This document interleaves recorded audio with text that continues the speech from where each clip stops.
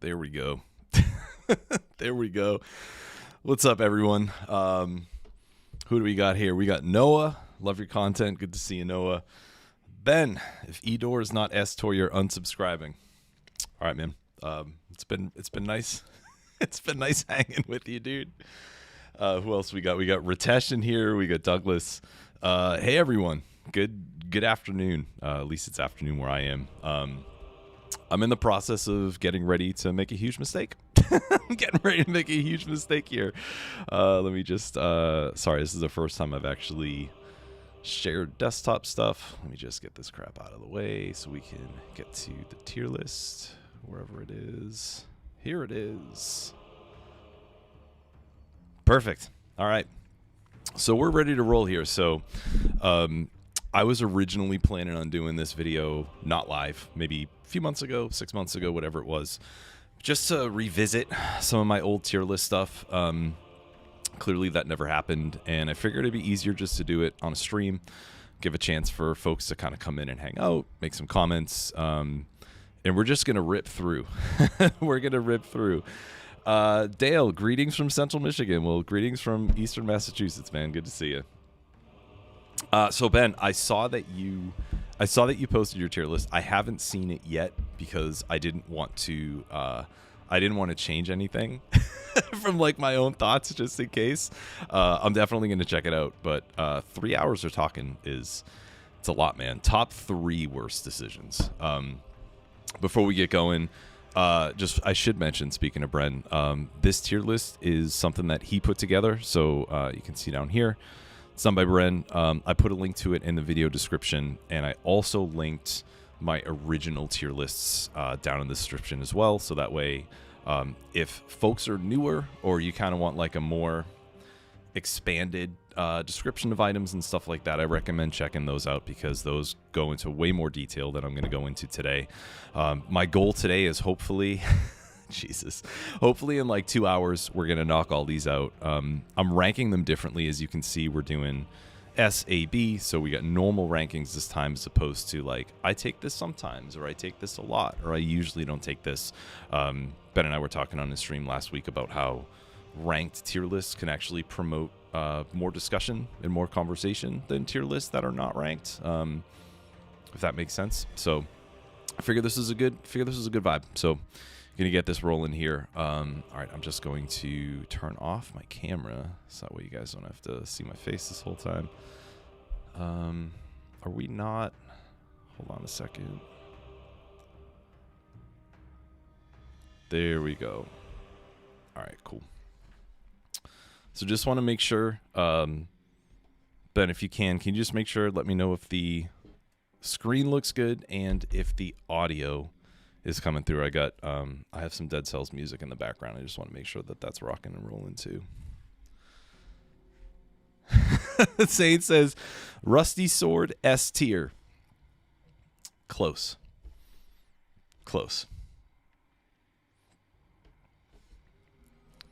Cold. Yeah, no. No is a good bottom rank. There are some things that are going to go in there immediately. A few things that we'll put in there after a little bit of discussion. But yeah, I'm pretty stoked. I'm pretty stoked to do this. Let's see. Kid Midnight, hey, what's up? Felt these things should be by color because something could be as awesome as one color and as another. That's actually a really good point. That's a great point. Yeah, so the music's low, Ben. I turned the cam off on purpose. I just wanted to turn my camera on real quick just to say what's up. So I could see some folks. I don't want my face. I don't want my face in the corner this whole time. Nobody needs to see that, man. Nobody needs to see that. But all right, cool. So if anybody notices, anything with, music, volume, whatever, as I've said, I feel like on every stream, I don't stream a lot, and I don't have stuff that's actually like set up. So this is the first time I'm streaming desktop. Screen's a little off center. There we go. How about that? Does that look okay, Cold? Shamed by your own tier list?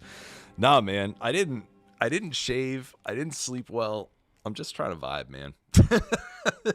And I think the thing is too is I'm I'm gonna be talking about so much. We get so many icons and so many things to go through that I feel like having my face there is just gonna get in the way. All right, so let me just for now, I'm gonna pop this open a little bit here. All right, Cole, thank you. Thanks so much, man. All right, so we're gonna roll. We're gonna roll here. Let me close this out. Perfect. So, I'm gonna go through everything in alphabetical order. This is the order that Ben put everything in. We're gonna have a lot to go through. Generally, my idea is to go from left to right on each tier. Again, instead of ranking just by frequency, I'm actually gonna give my this is what I like. I don't think this is good. I think this is amazing, etc. Might be a good resource for people, especially since my tier lists were like, I don't know, what was it, 2 years ago I started or something like that. But we're gonna roll left to right. I'm gonna put everything in there, right? I don't have a separate section for mutations. I don't have a separate section for skills. We're just gonna clump everything together, and then at the end, we'll kind of just take a quick look. As the list goes on, I'm sure things are gonna get moved around. Move stuff up, move stuff down, whatever it is. But I'm stoked. I'm ready to roll. All right, so let's let's start with the A's here. So we're going to start with Abyssal Trident. Again, I'm not going to give like a huge description of every item, just for the purpose of time and the fact that I already did that in my other tier list. But Abyssal Trident. So this is Queen of the Sea. I'm going to pop this in C. Queen of the Sea. Starts off with a big overhead swing, and then it kind of like pushes you across the ground afterwards with a bunch of small damage, really fast hits. On its own, I think it's okay. Pairs really well with like melee, open wounds, but I feel like it's just kind of not super applicable all the time. It can be fun, but there are a bunch of other things that I think are better than that, so I'm going to drop it in C.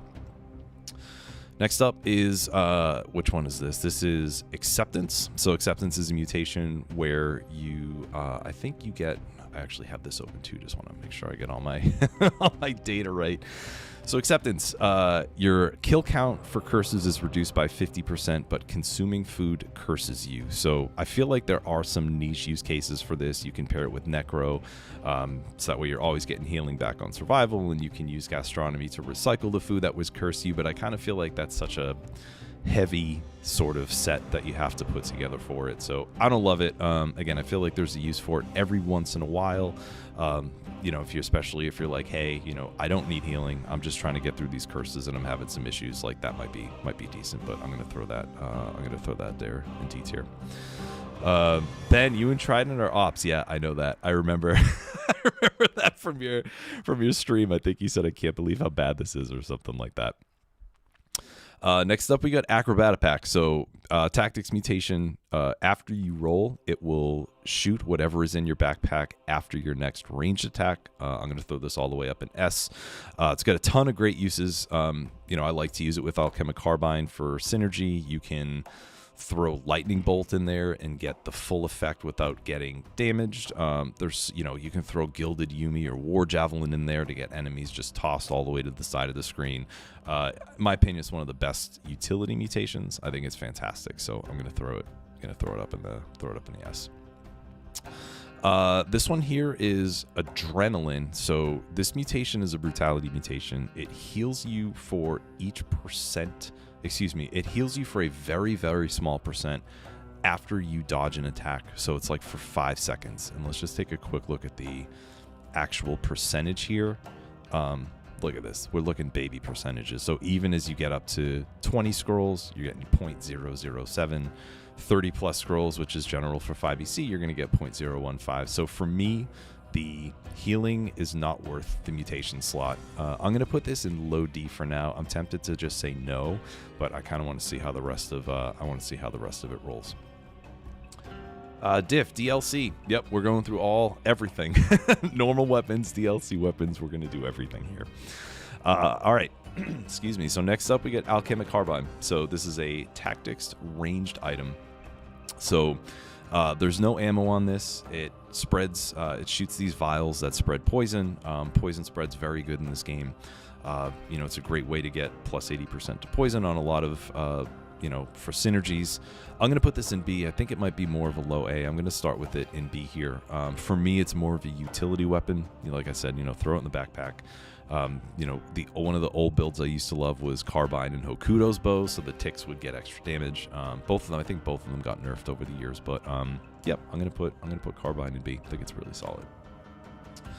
Next up, we have this is Alienation. So this is basically the opposite of Acceptance. So what this does is you have to kill twice as many enemies when you're cursed. So you're gonna do 15 curses instead of 10. And then every 5 curses you get healed. So basically for me, this is more of like a desperation mutation where like my curse stack's high, my health's low, maybe I'm going into prison depths or corrupted prison with not a lot of health and I don't want to burn a flask. I might grab this just to see if I can use it to heal. Again, really specific use case. I think it's better than Acceptance, but I still don't think that it's a great idea. Dale, Alchemic Carbine, favorite range weapon. Hell yeah, it's great. And that's the other thing too. I don't think I said this at the beginning. This is completely subjective. Again, just kind of going off the cuff here. I said my other tier list that everything's viable. I still believe that. I'm just using this as a way to be like, hey, these are the things that I like. You can win a game with Trident. You can win a game with Carbine. You could win a game using what is this? Adrenaline is a mutation. It doesn't matter, right? It doesn't matter. So we get a couple of DLC items here. So next up, we're going to do Alucard's Shield. I'm going to put this in B. It's probably going to be like low B. It's a brutality and survival scaling shield that basically is a parry attack. So the first parry will do a crit hit, and then you can actually use the shield almost as a weapon for the next 2 hits to get critical hits on it. So the timing feels a little weird. It does feel a little bit sluggish here and there, but I do like it sometimes. So I'm going to put it in B. It's sort of like the opposite. We're going to get to the Iron Staff, wherever it is down here. It's kind of like the opposite of the Iron Staff. I don't even see it, but here it is, where it has like a very similar parry mechanic and almost like a riposte. But yeah, I'm going to throw it in B. Alucard's Sword. It still is. It's one of my favorite weapons. I'm going to throw it in A because I think that it... the regular damage without the crits is fine. It's pretty decent, but being able to teleport across the screen, after that first hit, you get several crits, and if you pair it with the Alucard Shield, you get extra parry frames in between your attacks. I think it's really strong. Towards the end of Dead Cell's life cycle, there started to be some survival weapons that hit faster than some of the other ones, you know, because when we think of survival, we might think more of like Broadsword, where else? These are not all heavy items, but you know what I'm saying? We think more of like Broadsword or Giant Killer or, you know, something like that. But Alucard's one of the faster survival weapons, so I feel like it's really good in a bunch of different builds. I like it a lot. Ammo mutation. So ammo will double the amount of ammo you have from most weapons. I'm going to put this in a high B, I think, for now. It works well. It works decently enough with normal items that have ammo. So we're talking, you know, throwing knives, multiple Nox bow, infantry bow, etc. But this thing absolutely rips when you pair it with cross, when you pair it with boomerang. You can also pair it with boy's axe. Daniel has a couple videos. I think he did 5 boy's axes and 5 boomerangs. I have a video on my channel where I did 5 crosses. It really pushes things over the edge. But I feel like there's a bit of a gap between normal, quote-unquote normal ammo doubling and doubling the ammo of special items such as cross and boomerang. So I'm going to put it in high B. Anathema is going to be our first no. So this is an unfinished curse item. Basically, it's a ranged item that's going to consistently curse you. The way it works is if you hit an enemy, I'm pretty sure if you hit an enemy and it does not die, you get a curse. Yep, so if it hits an enemy, it'll curse you once. If you kill an enemy, obviously you clear a stack of that curse.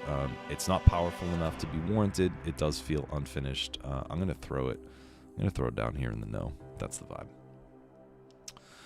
Armadillo pack. So here's our second backpack mutation. So you throw a shield in the backpack. It will parry as you roll. You can parry melee attacks. You can parry ranged attacks. other shield mutation that you have, so whether it's what doesn't kill me for healing, blind faith for cooldown, etc., is going to trigger with this. This is very strong. If you don't want to learn parry timings but you still want to get the benefits, you can use this. I'm going to throw this in S. Might be a little bit lower on the scale as we go on, but this is a very powerful mutation. I also think it's great for areas where there's bombs. So think of Hand of the King throwing bombs. Think of the disgusting worms in the sewer where the bombs are just like all over the floor. It parries it deflects all of those when you roll through them. It's super sick. Put the parry shield or the ice shield in the backpack. You're gonna get the best benefit out of that. Brent, Anathema has potential. Someone needs to find it. Yeah, I don't know, man. I don't know. It's in there somewhere, dude. I said this in my cursed tier list. You know, the cursed items. It's almost like with the damned aspect, it's going to be better. So that way, like, you can actually exist with it. I feel like if you pump up, you know, Demon Strength, Curse Flask, you can get a little bit more utility out of it. But it's almost just like, do that with another weapon, man. You know? Hussein, yeah, different game with Armadillo Pack. Totally, right? Choi, what's going on? Welcome in. All right, so we're going to do Assassin's Dagger. I've had like a complicated relationship with this. I've really liked it, and then I didn't like it for a long time, and now I think it's fine. I'm going to put it in low C. The range is really short, but the crits are decent. You can pair it with Phaser. Obviously, you know, if an enemy doesn't have a back, quote-unquote, so like Conjunctivius, I think we figured out Giant's Fist don't have backs. Stuff like that, the damage is going to be really low, but the crits are pretty decent, so I'm gonna put it in low C. Again, it's something I've been kind of messing with a bit more lately. I think it's okay. Next up, we got one of the goats, the Assault Shield. The movement tech on this is insane. If you use the shield and then roll afterwards, you scoot all over the place. You can do it in the air, you can do it on the ground. One of the best utility items in the game. I would say I love it. I'm gonna pop it up in S. I'm gonna put it above. Acro. Let's see. TK Rosewood, my only gripe is nobody worth killing has a back. That's right, dude. Absolutely. Brand, a lot of brutality weapons suffer from short range. Yeah, man, for sure. You know, especially, I think we were talking the other day, like, you know, Sata Stiletto, there's a couple other things. Dagger of Prophet, like little baby ranges. That's definitely one of the biggest downsides to this. In addition to, like, I feel like if this had more like a blood sword move set, it would be super sick, but as is, you know, I'm going to throw it down here and see. But Assault Shield is unlike any other in the game. I think it's absolutely fantastic. When I use it in a run, I use it for that moving tech, and then when I don't use it, the game feels so slow. It feels so slow, so that's an easy S. Balance Blade, I'm going to put in high A for now. So this is another brutality weapon. It does have shortest range. With every hit, the damage goes up, and then after 10 hits, you start getting criticals. It's really easy to get the crits here. You pair it with combo. The combo damage increases as the balance blade damage increases. It's just a very, very good weapon. The fact that it's unlocked straight from the beginning of the game is amazing. It's really sick that you can get that right out of the gate. So balance blade, high A. Barb Tips. I'm going to put Barb Tips in like C. For now. This suffered a couple nerfs over the years. Basically, when an enemy has arrows in it, it suffers some damage. The best reason to use this, in my opinion, is if you take it into the 5BC boss fight. There's a way where you can phase change faster, which is really, really helpful. But on its own, I feel like it's just fine. You know, part of the reason you want to use a ranged item is so you can shoot ammo out of it. And if your ammo is stuck in the enemy and you're getting like middling DPS, it's probably not really worth it. I'm actually going to, as we're talking about this, I'm going to drop it down. So unless I'm going into the 5BC boss, I usually don't take Barb Tips. Cole, Balance Blade tricks you into thinking you're good at the game. I don't know. I feel like it's just a good weapon, and maybe you're just good. Maybe you're just good. You've been around for a bit. All right, next up we got Barnacle. I think Barnacle's our first skill, right? Yeah, it's our first turret, our first skill. So I like Barney a lot. I'm going to throw Barney in A. You don't need a ground for it, right? So I think it's the only turret that you do not need a surface for it. If you put it in the air, it will attach to a ceiling. It will have balloons that will just kind of float you in the air. The benefit of this is that it does crits on poisoned enemies. The damage is pretty decent, but it is very easy to get either toxic cloud around the trap or poisons enemies, and to get that plus 80% poison damage. So with a couple of rerolls, this thing can get super, super powerful. It's great. Barrel launcher. I'm going to throw barrel launcher in C for now. I think I might put it above Assassin's Dagger, below Abyssal Trident. Barrel launcher is one of the 2 items you can get out of the distillery. The gimmick, this is definitely a gimmick item. The gimmick is when you bounce a barrel off a wall, when it comes back, it will do a critical to an enemy. If you haven't used the barrel launcher, what I do recommend, I know a lot of folks don't love the distillery, go to the distillery. There's a guaranteed barrel launcher in there. Take it into the Hand of the King fight and bounce it off the wall so you can see how it works. One of the downsides to this is if an enemy attacks the barrel, it will actually bounce back to you and can damage you. So I think this might be one of the only items in the game that actually hurts you. I'm not talking about Face Flask. I'm not talking about Vampire, Vampirism, but there's a chance that this could hurt you. So a little bit tricky. Ben had it in the backpack during the run last week and got tagged a couple times. So I'm going to put it in middle C for now. Yeah, sure, Ben. Let me lower the music a bit. I do just have the Dead Cells soundtrack on, so let me pop that down a bit. Thanks for the feedback, dude. First track was chill. Barrel launcher in D for taking your frame rate. Yeah, word. Okay, you know what else I could do? Let me I could also throw on a different album. Let me maybe I'll just throw on Blasphemous or something that's a little bit more chill, I think. Yeah, a little bit more chill. Hopefully that fits the vibe better. Okay, so we get the first card here. So you can see each card in the diverse deck has its own entry. So the first one here is Barricade.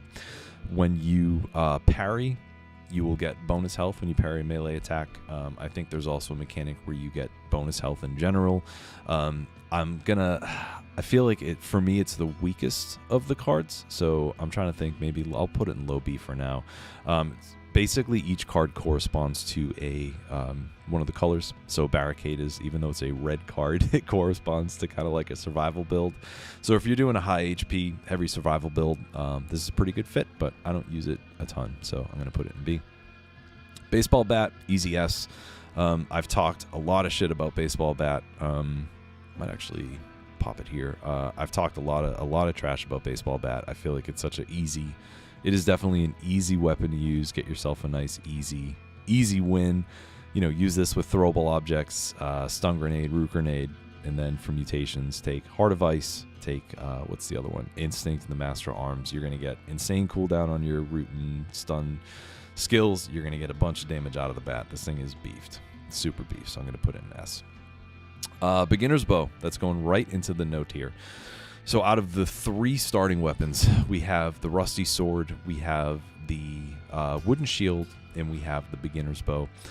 Beginner's Bow is the worst of the lot. It doesn't do good damage. There's only 5 ammo in it, and basically, like, it teaches you how to use a bow, but at the same time, even though you can't get it right at the beginning of the game on a fresh file, there are things like multiple Nox Bow that are just a better bow. So Beginner's Bow is for sure a no. Bat Volley. So this is a skill from the Castlevania DLC. Basically, you open up a cape, kind of like Dracula, and a bunch of bats come out. As the bats pass through an enemy, the later hits. So if it goes through one enemy, any enemy that's behind it will take critical damage from the bat. The downside to this, the damage isn't great, and it also kind of like puts you in place for a half second, 0.75 seconds, 3/4 of a second, whatever it is. If I use this, I like to use it as I'm dropping off of a ledge, so that way the frames in which I can't move are while I'm falling through the air. But overall, I don't think it's a very strong skill. It's one of my least favorites from the Castlevania DLC, so I'm going to pop that in D. Next up, we got Berserker. So Berserker is a survival mutation that will give you damage reduction after each melee kill, and I think it scales up to 90%. Is that what we're looking at here? Can stack up to 90%. So if you're doing a melee survival build where you're tanking a lot of hits, Berserker can do some work. Personally, I'd rather have other stuff like Dillo Pack. Blind Faith, Gastro, etc. But Berserker can be really helpful. One of the weird things about this is I think it's locked. Yeah, it's locked behind 4BC, which is kind of strange. I feel like this would be really good for people who are more on the beginner side, learning enemy patterns, stuff like that. But I'm going to throw Berserker in. I'm going to throw it in B. Take it over here. I'm going to put it in B for now. Matt Blocka, hello. Welcome. Thanks for popping in. Ben, funny story. There's a guy on Twitch a couple years ago that tried beginner's bow only. Never saw him go past prison. I also tried that once. Miserable. Same thing here. I think I may have made it into sewers a couple of times, but it was awful. I couldn't kill enemies. The malaise was ticking up. Elites were unbeatable. There you go. Berserker stacks don't refresh when you get a new one, so realistically you won't get full value. Well, there you go. So even more reason. Boop. Even more reason why it's a little bit lower compared to other survival weapons. Bible, another one from Castlevania DLC. It's tactics and survival. Does heavy hits. It's considered a heavy weapon. After you do 2 consecutive hits to an enemy, when you use the item again, it will spin a Bible around you. Those are pretty powerful. You can stack those. There's an achievement if you get 5 of them. The legendary does 2 Bibles per spin, so it's pretty sick. I like it. I like it very much. I'm going to put it in B tier. The projectiles do scale with point blank, so you can get some pretty good damage out of them. So I like that a lot. This blasphemous music's not doing it for me. It's just not doing it for me. This is tough. It's tough to find music that's I'll just put Dead Cells back on. It's tough to find music that's gonna be that's gonna fit. I just want something that's a little bit in the background without taking over. I think this is called Forgotten Map. Instant no. This is something that comes in the specialist showroom. You can pay money to get a map that takes up an item slot, and then you can use it to show the entire map. So it'll show you all the scrolls, it'll show you exits, items, etc. If you want that, there's an option in assist mode. I'd say just turn that on so you can check it out. There's no reason to take this. Bladed Tonfist, Queen of the Sea. Another Queen of the Sea item I'm going to toss in C. Let's just pop it right here. Its first attack will kind of vault you towards an enemy. If you hit with that attack, you'll have crits on the next attacks. So this is actually kind of similar to Alucard Shield, Alucard Sword. It's not super exciting, but I feel like it does have its use. You just got to be careful with all the movement. Got to be careful. Coast, what's up, brother? Missed a notification. Hey, man, don't worry. We still got, look at all this. We still got a chunk. Oh, my God. I'm pretty sure the stream title says this was a bad idea, but I committed to it, man. I committed to it. But good to see you, dude. Thanks for popping in. All right, next up we have Blind Faith Survival Mutation that provides cooldown with each parry. I'm gonna put this in low S. This is the best cooldown mutation you can, in my opinion. You can take it into boss fights to get amazing cooldown, especially with items like Giant's Whistle. If you use Mushroom Boy for the grenade aspect of it, you can do that. The cooldown is insane. 6 seconds per parry is out of control in my opinion. So I'm gonna throw that in low S.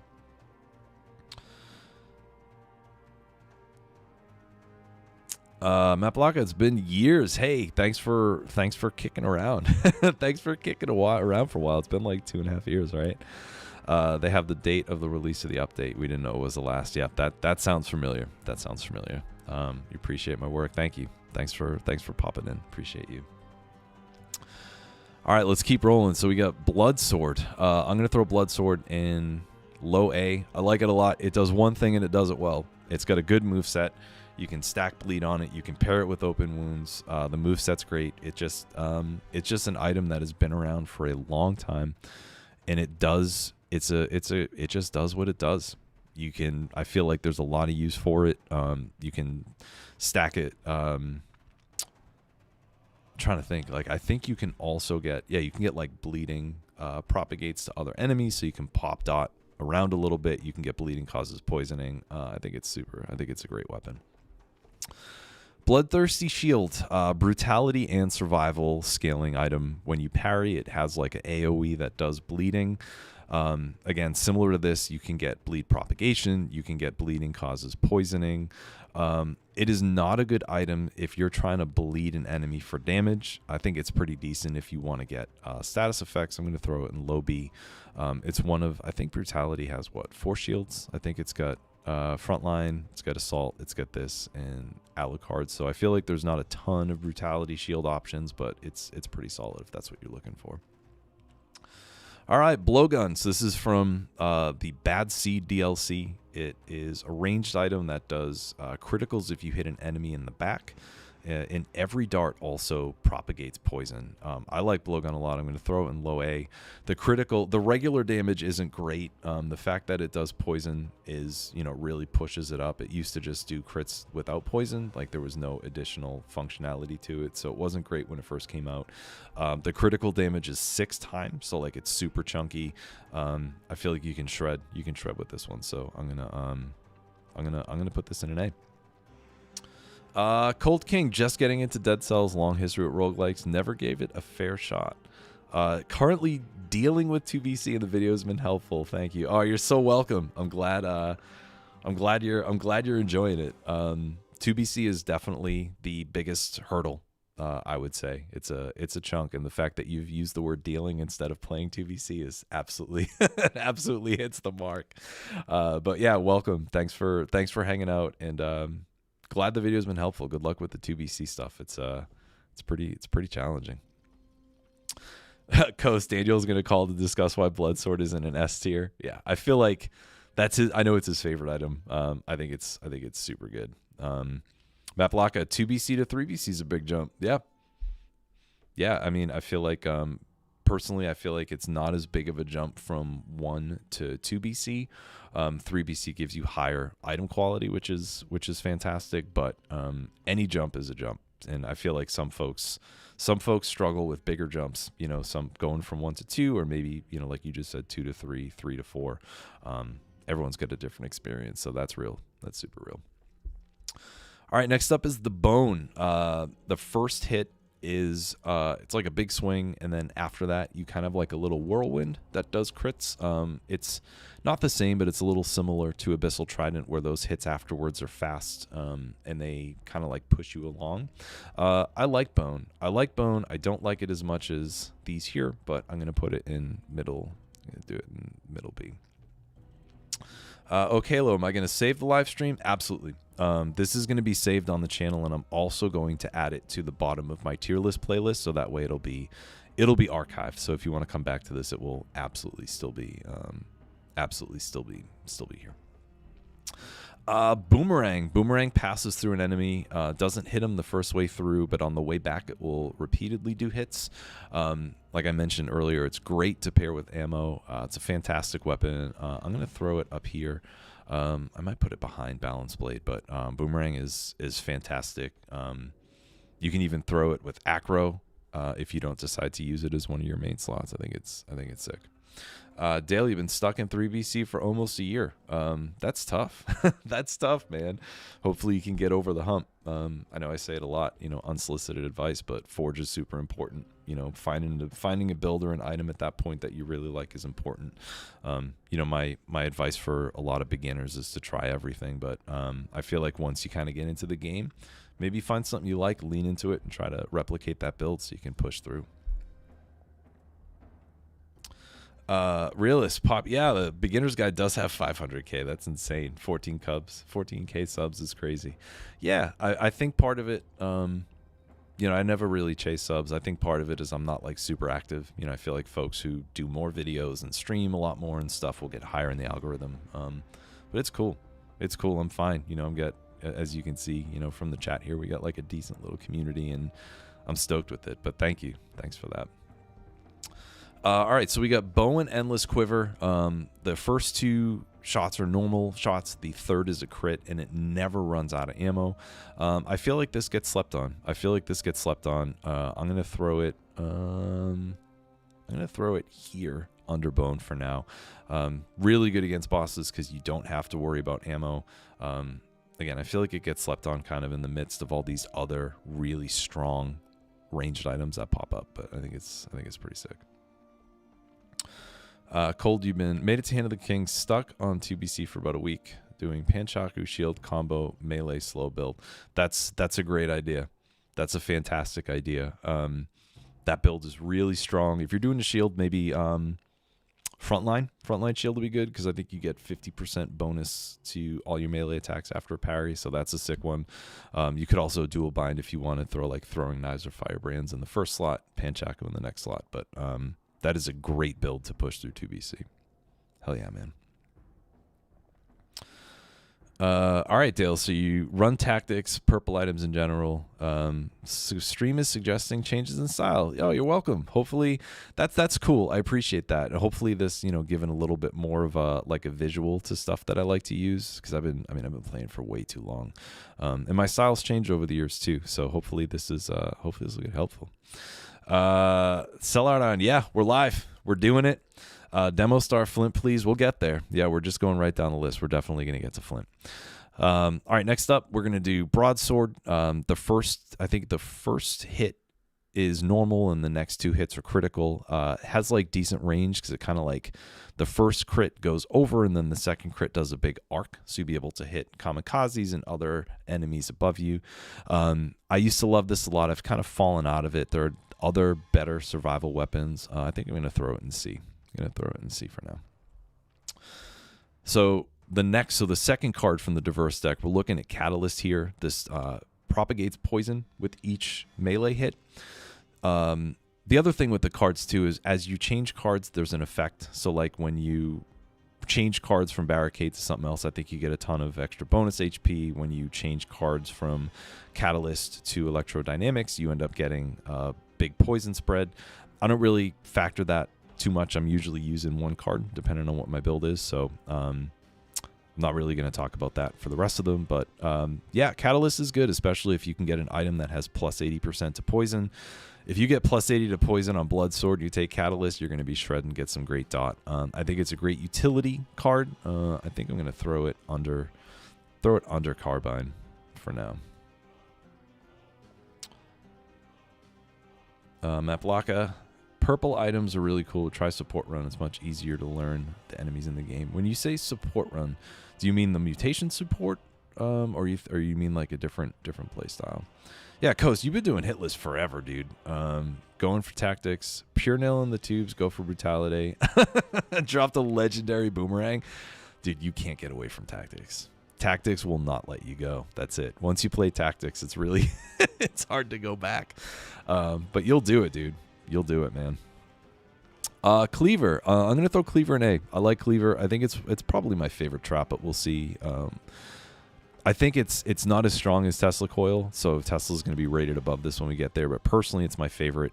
I love it. Again, I talk a lot about Toxic Cloud on traps. You can get that. You can get plus 80 to poison. I'm pretty sure the plus 80 also increases bleed damage. I could be wrong on that. But this is great. I think the cooldown on it is 10.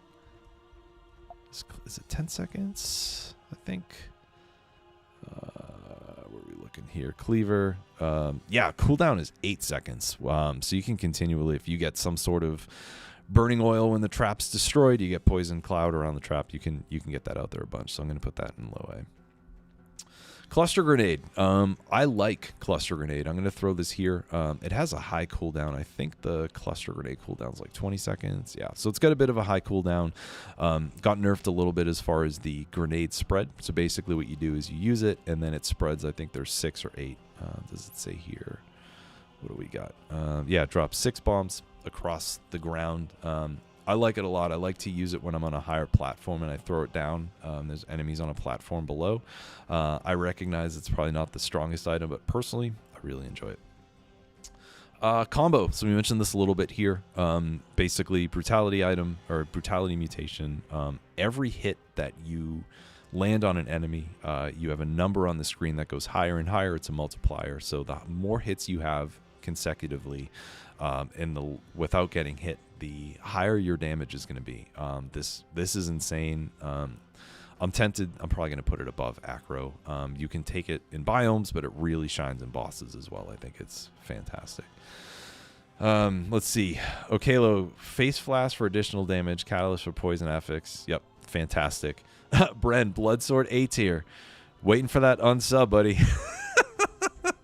But yeah, I love it. Vibe it. Coast, yeah, great point. Cluster Grenade does break the Oven Knight shield. And then also, you know, there's a little niche bug with this. I have a video about it. But if you use this in Clock Tower, before you ring any bells, it will drop the Clock Tower key, so you don't need to do all the bell puzzles to get punishment. So weird little bug that's been around for a while, but I like that.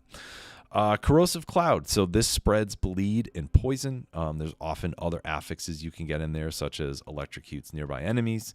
I also feel like this is something, I didn't use this for a long time, but I do like to use it now to spread dot. I'm going to put it in high C. We're going to put it in high C for now. This might move a little bit. Corrupted Power. This gives you, I believe it's plus 50%. Yeah, so you increase the damage you deal by plus 50%, and then during that time you take plus 30%.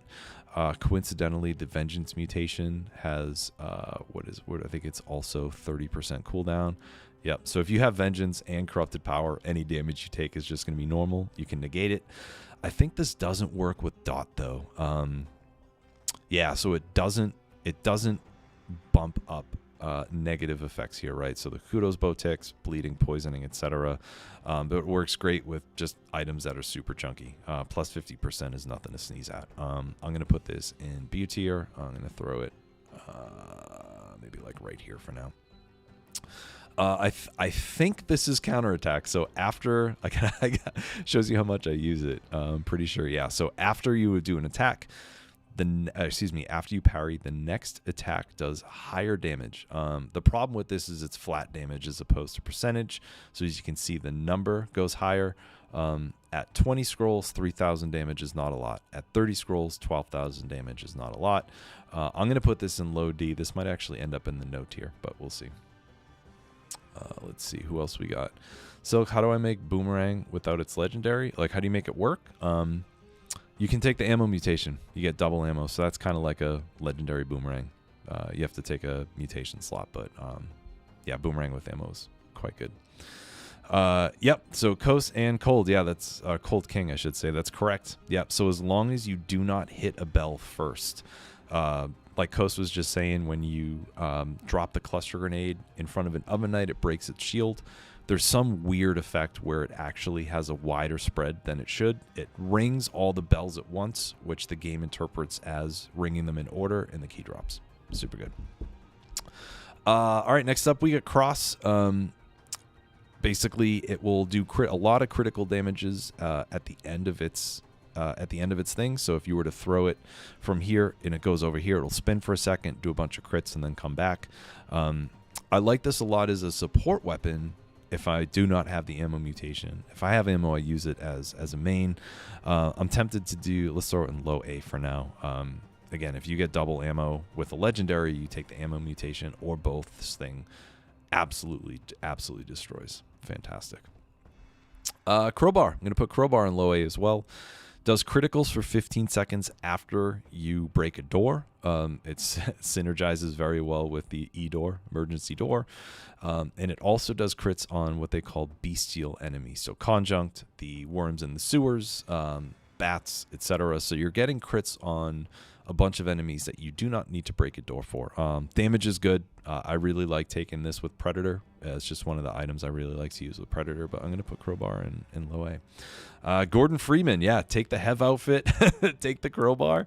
And this was the first, there's references to other games in the earlier weapons, like Cudgel is legitimately a shield. I think it's called the Night Shield. It looks exactly like a shield from Symphony of the Night. But like, I think the Hev outfit and the Crowbar was the first real like crossover thing that they did. The next two Everyone's Here updates had items and outfits, so I feel like that was the first one. Next up, this is Crow's Foot. So as you roll, it slows enemies, it throws caltrops down, it stacks up. I think you can do up to 9 of them. I think it's good. It's kind of like a I like to take this mutation when I don't really have a build that like I'm focusing on something super specific. It's just a good utility build. Pair it with Frostbite, get some extra damage. Yeah, I think it's really solid. I'm going to put it in the middle of B. Crusher. Crusher is a trap that slows enemies and will do a big burst of damage maybe every 3 seconds to any enemies that are in its vicinity. I think it's like, for me, it's a high C. There are other turrets that I prefer to take. This is survival and tactics, so you can drop a tactics turret, a survival turret. I think it's fine. Again, pair it with Frostbite or something like that. You know, root an enemy, throw Crusher under it, does decent damage, but I don't lean into it. Crow's Foot is better on survival. Not surprised, man. That's actually a great point. Yeah, because it's slow, right? Because it'll slow enemies, so you can get those slow hits in better, right? Amy Boost, hey, what's up? Hey, thanks for popping in. What's going on? Happy Sunday. Cudgel. Cudgel it's a shield. It stuns enemies, and that's all it does. It just stuns enemies, and that's all it does. It's fine. This is another shield that's accessible from the very beginning. I think this and Greed Shield are the two shields that are available right from the start. I think Greed Shield's a better one for newer players, in my opinion. But Cudgel's fine. Let's throw it right here. So this is Cursed Flask. Oh man. I think I'm gonna make a separate tier. I don't want to do that because it's gonna pop here. I think I might just do a tier below. Right, we'll do a tier below, and then I'm going to color this S A B C D no E. All right, we're gonna do Curse Flask, Demon Strength. Deserves its own tier because they need to be used together. So with Curse Flask, you can drink as many times as you want, and it will curse you for 20. If you pair it with Demon Strength, which gives you extra damage per curse stack, completely breaks the game. So I feel I can't rank this within here. I'm going to throw it in its own tier. Yeah, so it's S tier, but it's in its own. It's in its own tier because I don't want to mix it in because it really feels like it's totally separate. But I'm actually going to, let's just do this for consistency's sake. I don't want to throw it at the bottom. There you go. Curse Flask, Demon Strength. We'll throw it up at the top here. Next up, Curse Sword. I love Curse Sword. Curse Sword's one of my favorite melee items. If you take a hit while you have it either in the backpack or in a main slot, you will die. Pair it with Damn Vigor. It's so good. Pair it with Predator. It's so good. I love it. It's got a high skill ceiling because you need to know all the enemy stuff. I'm going to drop this up in A for now. For me, I like it better than Balanced Blade. I think it's fantastic. One of my favorites. Realist likes Cudgel. The stun is nice even on bosses. Yeah, totally. KM Brady. Oh wait, is this KM Brady as in my man Brady, my IRL homie Brady, or is this just a coincidence? Amy Boost. Yeah, so this tier list is different. We're doing it based on my own rankings versus sort of a more open-ended, let's talk about, what I use more often or less often to kind of leave it more open. Yes! Brady, my dude. Oh, holy shit, man. Great to see you, man. Love you, man. I miss you, dude. Got your Christmas card. Thank you. Thank you. Kevin's one of my dear friends that we've known each other for quite a while. Hell yeah, man. Good to see you, dude. All right, next up we get Dagger of Prophet. So this does crits for 4 seconds after you collect gold. Lots of ways to get gold. Every enemy drops gold. You get gold when you recycle food. You get gold through secrets in the walls. I think I like this more than other people. I'm going to drop this in B. I feel like a lot of folks would kind of put it down in the C or D tier, but for me, I get a lot of enjoyment out of it. It's another brutality weapon, like Bren was saying. It's got short range, kind of like Assassin's Dagger or whatever, but I like it. I like it a lot. Next up, we have Damn Vigor. If you die, whether it's by curse or not, you will have 2 seconds to kill an enemy to come back to life. I'm going to throw it all the way up. It is one of the most amazing mutations to take in biomes. It's better than Disengagement. I wouldn't take it for bosses unless you're fighting Conjunct for the tentacles. Absolutely absolutely amazing. I like Damn Vigor a lot. Calf. Oh no, sick bed. Oh dude, that sucks. What's going on, man? Good to see you though, man. Shit, I hope you're all right, dude. Ben, Midas Blood Face Flask was interesting. Yeah, so Face Flask does damage every time you use it. Midas Blood gives you gold every time you take damage, so you can kind of have like a nice recursive loop there. Another thing you can do is throw Gold Digger in the backpack, so when you roll through an enemy, you get gold, and then the crits help. The crits happen with this, but again, my ranking is subjective. I like this more than it actually is, right? Dead Inside. I'm going to throw Dead Inside in no. I'm still a little salty after the experience I had in my stream a couple weeks ago where I took Dead Inside instead of Disengagement and I blew a run. This gives you an extra 50% damage, 50% health, but you can't have any healing other than recovery. I'm sure there's niche cases for it. You can use Vampirism with it. You can do whatever, but personally, I would just rather use other stuff. So Dead Inside's going in the no. Dude, you got food poisoning? Oh, man. So I take it we're off for tonight. Calf and I, we were going to watch the football game with some friends. So I take it we're off for tonight, but that's cool, man. But, dude, that sucks. I'm sorry that you're sick. Man, that blows. That blows. All right, so let's do Death Orb. So Death Orb is a skill. It's a projectile that goes all the way across the screen, pretty slow. I'm going to put it in high C. I used to like this a lot more. I feel like its utility is not as great for me as it used to be. It's a survival skill. I feel like it's decent if you want to throw it in there. If you have a line of enemies on a platform, it does really good work, but on its own, I think it's just fine. Death Scythe. I'm going to throw this up in A. I'll put it above Alucard's Sword. In my previous tier list, I said I did not use this a lot just because it was kind of busy. I really love it. It's another survival weapon that's faster. When you kill an enemy, its ghost follows you and does range damage. You can pair that with point blank. I think it's fantastic. It's so sick. So sick. Bad Sushi. Oh, man. That's why you always get the veggies, dude. Never watched me live. My voice is real. Hell yeah. Yeah, Bad Sushi is classic, man. That sucks. Was it, were you with Bags last night? Did you guys rock out and get sushi from wherever we've gotten sushi before? I can't remember where it was. All right, and the next pair of the insane coupling here. So we get Demon Strength. Again, pair it with Curse Flask. Get your curse stack insanely high. I think it caps it. What is it, Brent? Is it like 80, 60, 80, 100 or something like that? But if you have a bunch of curse, you'll do a bunch of additional damage. It's 130% when you pair these two.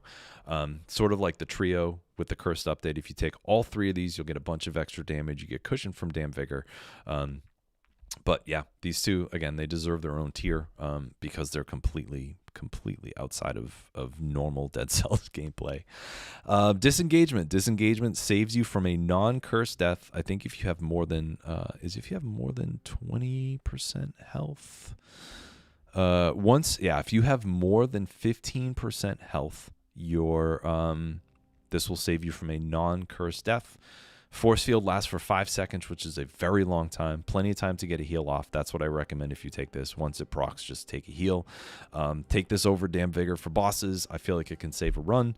I don't take it in biomes as much anymore because Damn Vigor's here. I'm going to throw it in A tier. Let's drop it below Crowbar here.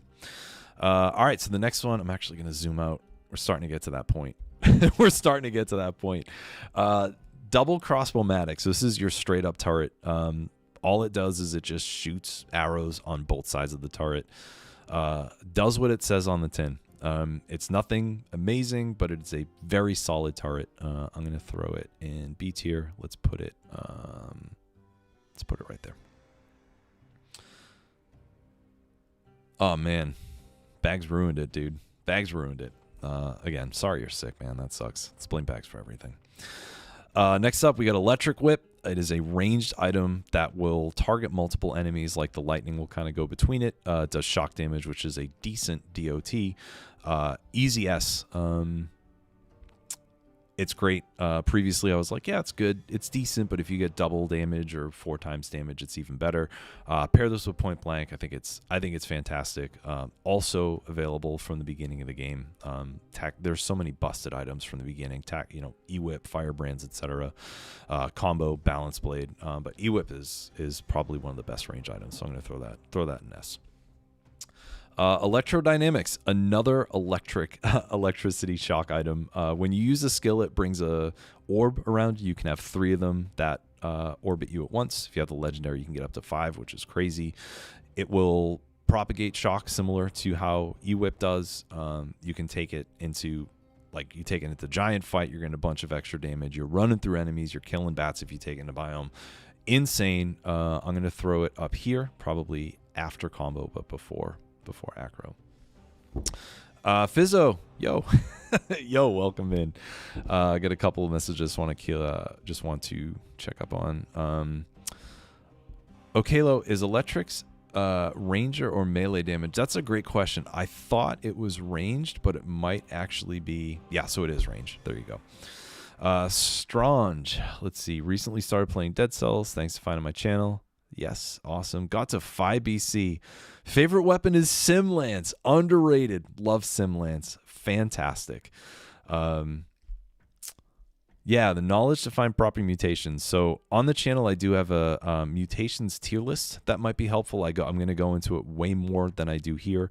But if you look, all the mutations are getting ranked here. So by the time we get to the end, I'll have gone into all the mutations. The other thing too is if you don't want to stick around for the whole thing, the VOD will be up on my live, so you can go back to it and just skip to the end and see where all the mutations are. Edor, Ben, I'm not going to put it in S. I'm going to put it in B. I actually do like Edor a lot. I would put it right here. Puts a door down for that will protect you from enemies. Enemies can break it, but it also is a great synergy machine. Again, something like you can get burns the ground when it's destroyed, poison cloud around the turret, burning oil when it's destroyed, etc. I think it's something that people joke about a lot. Like we have a meme, Kayla and everyone, we get a meme about door, but it's actually pretty good. 3VC E-whip damage is not there until you get 15 scrolls, and until you beef it up. Sure, I hear you. Yeah, I hear you. I feel like for me, I lean into it really heavy, but that's real. I can see how that could be your experience. This is explosive crossbow. So one of the first two-handed items, or the first two-handed items we're going to get into. First item shoots a big rocket, or missile, whatever you want to call it. Second item is a overhead sweep with a melee attack that does really good damage. It comes out really fast. I'm going to put this in high B. I think it's great. Generally, I think there's like 4 or 5 ammo. It doesn't run out of ammo that much for me. Killer in biomes. I think it's fantastic. Explosive decoy. I'm going to throw in D. Basically, it's a trap. As you throw it down, it makes you invisible, and then enemies will attack it when it explodes. It does damage. It kind of drops bombs like a cluster grenade. You can also manually trigger it. I don't take it a lot. I think there's just way too many better items to take in tactics, and I don't think it's that strong, so I'm going to pop it here. Extended healing, survival mutation. When you drink it, I think it gives you 20 seconds of extra damage. So you get healed to full. Normal health flasks only heal you to 60. It heals you to full, and for 12 seconds you get plus X amount of damage. As you can see, generally, if you're playing 5BC, 4BC, or even like 2 or 3, you're going to probably end around between 20 and 30. 44 to 50%, it's nothing to sneeze at. Again, I feel like this is slept on a bit. I'm going to throw this in B tier. I'm going to put it above Berserker. I'm actually going to drop this down here. Face Flask. When you use this, it will let you take a very small amount of damage, does like 6 or 7 damage, whatever it is, procs a bunch of affixes. Again, you can get burns the ground, burning oil, toxic, cloud. I feel like all of these have electrocutes enemies for 8 seconds, which is super underrated, especially if you're going to be fighting bats and stuff like that. For me, I'm going to throw it up in S. You pair it with Vengeance, you get a ton of extra damage, but I love Face Flask. I use this thing all the time. Ben, electrodynamics, bit of correction, not ranged or melee, but dot and discard work with point blank. So there you go. So if you do take point blank, the shock damage will scale and give you extra points, but the actual damage of the orbs, that's super helpful, man. Thank you. Crossbow's too slow. Yep. I feel like heavy crossbow when we get there, that is definitely fallen. Repeater, I do not like repeater that much. I do like ice crossbow. We'll get to that when we get there. But yeah, crossbow's a little slow. Kill rhythm helps, but super slow. Ferryman's Lantern. Two-handed item. The melee attack, when you kill an enemy, you get an orb that circles around you. I think you can get up to 8 or 10 or whatever it is. When you hold the secondary attack, it will shoot the orbs out. And I think if you charge it past a certain point, it does criticals. Really good. Really good. I'm going to throw it up here. This is from the, what do you call it? Fatal Falls DLC. It's a sleeper. I slept on it for a bit. It's brutality and tactics, so you can get tranquility and point blank damage from the projectiles. To me, it feels more like a survival weapon. It's really slow. Similar. It's kind of weird. Like, you know, this Bible's slow. It's tactics. This is slow tactics, but I like it. Okay, Lo, thank you for putting Face Flask in S tier. Absolutely. Couldn't help myself. Fire Blast. This is a ranged item. There's no ammo to it. It plants you on the ground when you use it. It does criticals on enemies that are covered in oil. This is a great backpack item. I don't use it a ton on its own. I'm going to throw it up here between Barricade and what do you call this? Dagger of Prophet. I'm actually going to drop Barricade down. As we're going through, we're gonna be moving some stuff around too. Fizzo beat 5BC for the first time. You feel like a new man. Absolutely. Congratulations. It's fantastic. Firebrands, easy S. I'm going to put this above E-Whip. There's no ammo to it. It does great damage. It's one of the best weapons, in my opinion, if you're doing a dual bind, either tactics or brutality. It's amazing. Again, it's another item from the very beginning of the game that's absolutely busted. Excuse me. All right, we're already at 2:15. I'm gonna go a little bit faster here again for the VOD. For the VOD, people will be able to kind of go back. And again, the tier list I have there's like 10.5 hours of tier list. So I feel like a lot of information's in there too, if you folks want to check that out. Any other use of Face Flask instead of triggering Vengeance? Yeah, there's a niche case, like Ben was saying, where you can use it to trigger the crits with this and Midas Blood. But for me, it's also affixes. You can get affix, you can get synergy. Really, every Face Flask has a bunch of synergy on it. So that's another really strong reason for it. But then again, too, Vengeance with you get such a huge bump that taking Face Flask with Vengeance, I feel like it's almost a given. Oh yeah, Spite Sword too. When you take damage and use Spite Sword, you get crits.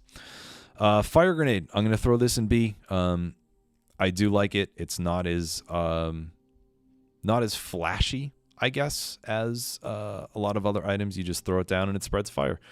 I think it's good. I think it's really good. Damage is just fine, but personally I like to use it a lot. Flamethrower Turret, I'm going to throw this up in A.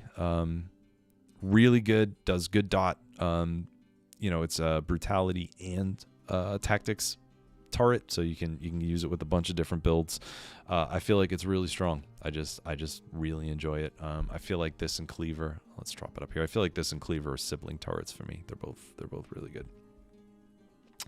Yeah, Coast, there's another one. Face Flask and Death Fight. The electrocutes nearby enemies will take care of the death scythes that come around you, so that's incredibly helpful.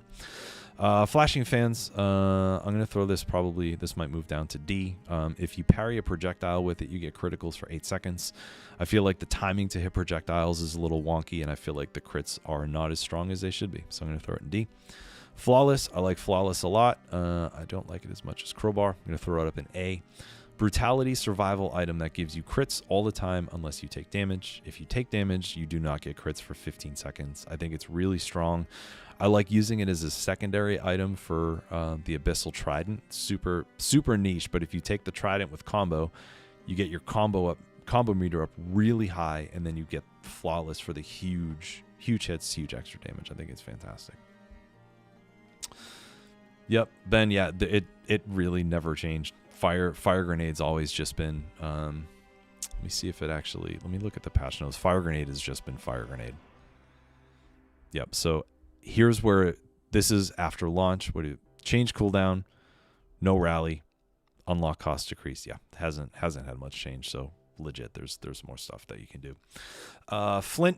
So this is the first item you get from Concierge. It will do damage, decent damage if you just use it. If you charge it up, it will do a flame trail and will do crits. I don't love Flint. I'm going to put it in tops. Put it in high. Let's put it in low B for now. Legendary is insane, but I'm ranking these based on just like the normal items. There are other things I prefer over Flint. So. Is this an RPG? Lemon, what's up, dude? RPG weapon tier list. That's really funny. So funny, dude. Good to see you, man. We haven't talked in a while, Lemon. I miss you, dude. I miss you. Great to see you. Force shield. So force shield, normal survival shield you can parry with. If you hold the shield button down, it will put a force field around you, so that way you can actually tank some damage. If you parry with it, it will bring some ammo back, so you can have more damage protection. I feel like this gets slept on. Actually like it better than Bloodthirsty. It's a great panic shield. You can use it for regular parries, but holding that button down to avoid damage when you're on a curse, it's just, I think it's really good. Flint roll tech. I don't know, man. I've never used it. I've never used it. Foresight. I'm gonna put Foresight. Let's do low A. I feel like I'll put it. Yeah, I'll put it over here personally. Foresight protects you from one hit. It does trap. It protects you from trap damage, any sort of hit. It's great to take if you're cursed, just for a little bit of extra cushion. I recommend Damn Vigor over this, but Foresight is decent. If you kill 8 enemies, you get that one hit back. Something you got to watch out for is it doesn't protect against dot, because the next those damage cycles really quickly. There are certain attacks that will hit you twice, like the demons in the cavern shooting their fireballs out. So you can get tagged twice and it doesn't protect you from that second hit. But I think it is good for some cushion. It's one of the, it's like, I'd say it's the second strongest card. Worth taking, but yeah, I'm going to throw it in A. Frantic Sword. I feel like the problem with some of these things is there's just a lot of items that are just in the middle. So I think we're going to see like a pretty ballooned out middle C tier list. Frantic Sword does critical hits if you have more than 50% malaise, or if you have less than 50% health. 50% health or less, I should say. Damage is fine, range is fine, moveset's fine. Again, it's just like right in the middle. Frenzy. So Frenzy is sort of the other side of Adrenaline here. If you have a speed boost, it will do damage with heal you with every melee hit. It scales based on number of scrolls and also the amount of damage that you do. So I feel like this actually works better with heavy items. I'm gonna throw it right here, right in front of Adrenaline. It's not something I take. There's better healing out there for sure. I just don't care for it that much. Frontline shield, I'm going to throw in low A. Brutality survival shield. When you parry, it will give you plus 50% melee damage for 6 seconds, I think, if I'm remembering correctly. Let's go up to the shields here. Frontline, yep, 50% extra damage for 6 seconds. Really strong, great to take with the brutality build. My favorite area to use this is against conjunct. You can just keep parrying those tentacles and keep that damage bonus nice and chunk. Frenzy's not good, Lemon. Frenzy's not good. Get out of here. Frostbite. So Frostbite is a colorless mutation. If an enemy is slowed or frozen, it will do damage depending on how slowed or frozen they are. The way slow works is when you can stack it up to 4, and then the 5th stack is freeze, and then the next stack after that will bring you back to slow. You can pair this with heavy weapons that slow nearby enemies. You can pair it with things like the Frost Blast, or Ice Arm. What do you call it? Ice Bow, Ice Crossbow. I don't use it all the time. I'm gonna throw it and see. It does have its usage. It's a great way to pop bats, but one of the things you need to worry about is if you have something that slows nearby enemies after a kill and you have Frostbite, it will aggro any enemies around you. So if there's an elite, it will actually do damage and it will pop them up. So good. G tier. Okalo, favorite shield. Are you talking about frontline or force shield? Frontline. Frontline's sick, obviously. Frost Blast. I'm going to throw Frost Blast in high B. Put it. I'm actually going to drop it right here. Ammoless tactics / survival item that will you shoot out a projectile that's medium to close range that will freeze enemies. There's no ammo to it. It's great. You can pair this with what do you call it? You can pair it with Frostbite. You can throw it in the backpack with Acrobata Pack. I like it a lot. Again, this is another item from the beginning of the game that's available immediately, and it can be really strong. There are realists. There's 2 icons for the owl, and there's 2 icons for the gold digger. I'm going to rank them separately. Rank them separately. Vord, what's up? Double crossbow into flamethrower is a crime. Welcome. welcome to the welcome to what's going to be the first of a bunch of major offenses. What's up, Vord? Hope you're well. Haven't seen you in a bit, dude. Good to see you. Gastro. We're going to throw Gastro up in S. It will, I think it's 83% more healing. So if you kill an enemy, or excuse me, if you eat food, it will bring your 15% up to 25%. It will bring your 50% up to, I think it's 83%. And if you recycle it, it will give you a percentage bonus of damage. So if you don't need the food, you will have extra bonus for 5 minutes. I think it's 300 seconds. If you do need the food, it's gonna pump up. It's gonna pump up the value of it. I think it's incredibly useful. Yeah, so Ford never played this game. I know you, that's why I'm doing this, is for beginners like you, so that way you can get a little bit of insight into someone who's played the game way more than you, right? Animation, yeah, Frostbite has amazing particle effects. Even if you don't use it, you're not interested, pick it up and try it out. It's got some of the best particle effects. Deep Knight, one of the original developers, did a bunch of particle effects. He has a game out called, I think it's Nuclear Blaze. It's a firefighter game, and the particle effects in that are also insane. He did great work. This is oh my god, what's it called? I forget what it's called. It's the mutation that gives you gold if you have a speed boost. It's a colorless one. What's it called? Get Rich Quick. There you go. This is another. I'm just gonna throw this in like C tier. I think it's really fun. I'll just put it right here. I think it's really fun. If you pair it with Velocity, you get kind of like a meme run where you can just get a bunch of gold. It doesn't give it to you immediately. There's a timer on it. When your speed buff is over, it will give you all the gold. I think it's fun. But again, it's just kind of like middle of the road. Coast, yeah, Get Rich Quick. Thanks, man. Yeah, it's one of those things where my brain just blanked. Giant Cone, when you hit an enemy with it, it will bring it up in the air. If you hit an enemy in the air with it, it will do crits. It's kind of like a homage to Devil May Cry. I think it's really fun. I'm actually going to throw this up under Bone. Really fun to put in the backpack. I like to use this in the backpack with Porky Pack, and then use Pure Nail to actually do crits on the enemies that are in the air above you. I think it's really fun. Get Rich Quick is not C. Would you rank it higher or lower, Kos? Higher or lower?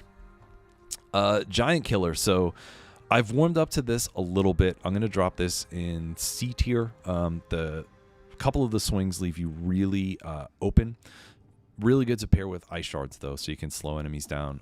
The crits are fine. I feel like this is an item that is just okay. Again, like I think we're going to see a bunch of stuff swell up in here and see as we go on. I used to really not like it, but now I just slightly dislike it, so I'm going to throw it there. Giant Whistle, another item I'm going to throw in C tier here. Does one big chunk of damage, but I think the cooldown is like 25 seconds or something like that. Let's see, where are we looking at for Giant Whistle? Cooldown's 20 seconds. If you pair this with the Blind Faith mutation, you can get that cooldown pretty quick, but I feel like Giant Whistle is just okay. It's great for curses. If you see an elite later in the game, you can generally pop him in one hit with this. But yeah, I think it's just okay. Okay, can you throw the boss in the air with the giant comb? That's a great question. I don't know, right? So you might be able with Concierge or Timekeeper, but I'm actually not positive. Maybe if someone else here is more knowledgeable in that. Realist Giant Whistle is pretty damn good. Yeah, I used to lean into it a lot all the time. But I feel like as my playstyle has changed, I use other things. But yeah, it's still good. It's still good.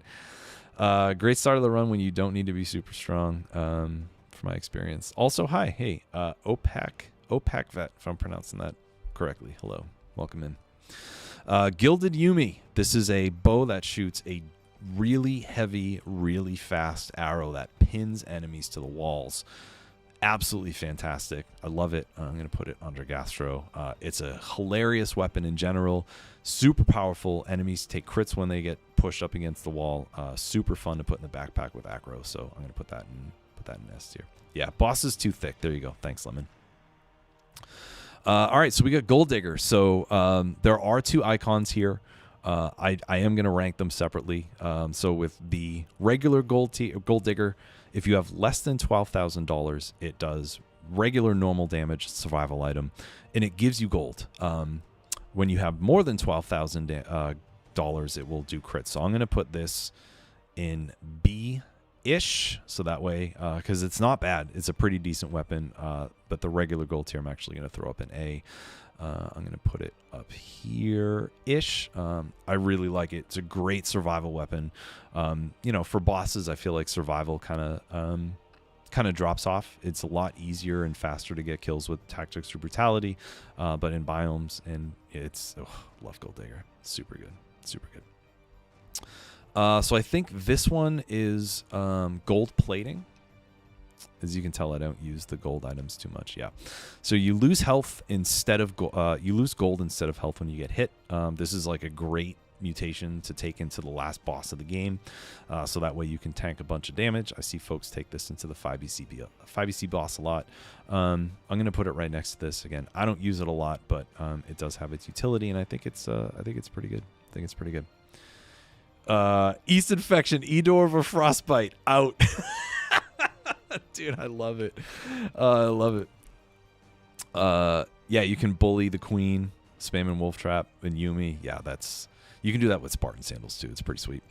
Grappling hook. You pull an enemy in and it does your next melee attack does additional damage. I think it's a percentage, right? I'm fairly certain it's a percentage. How does this scale? Is it only 40%?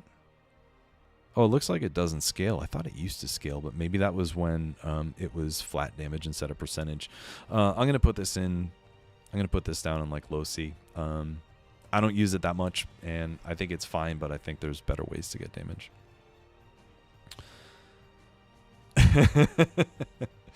Frostbite is not that good, says Ben. Yep.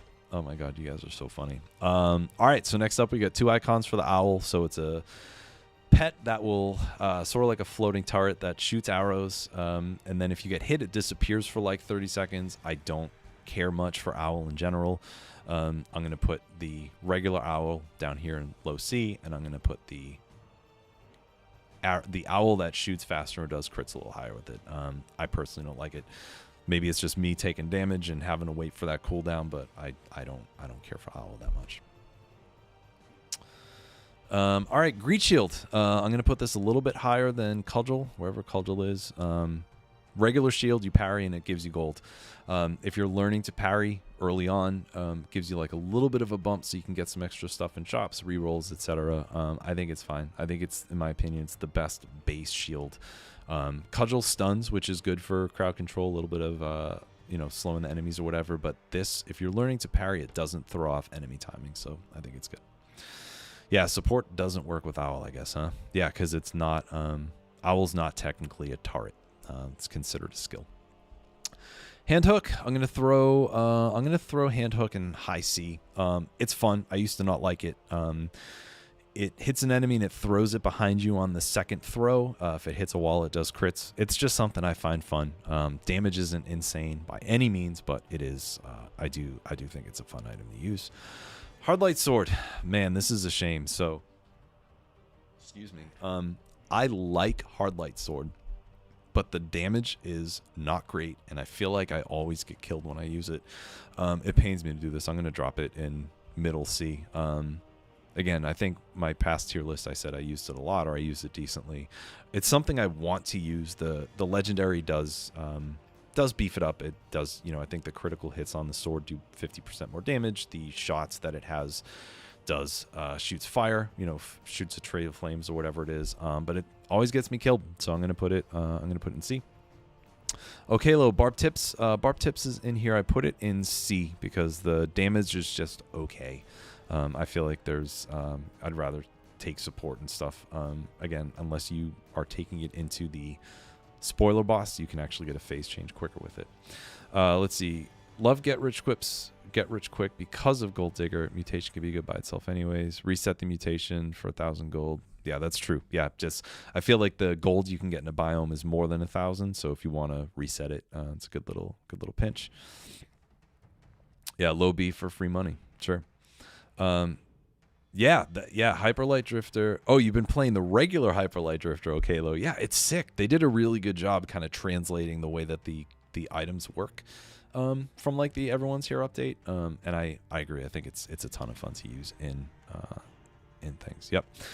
Vord's opinion on the whole list will change depending on where I put wings. You're watching. All right, well, let's just do that now.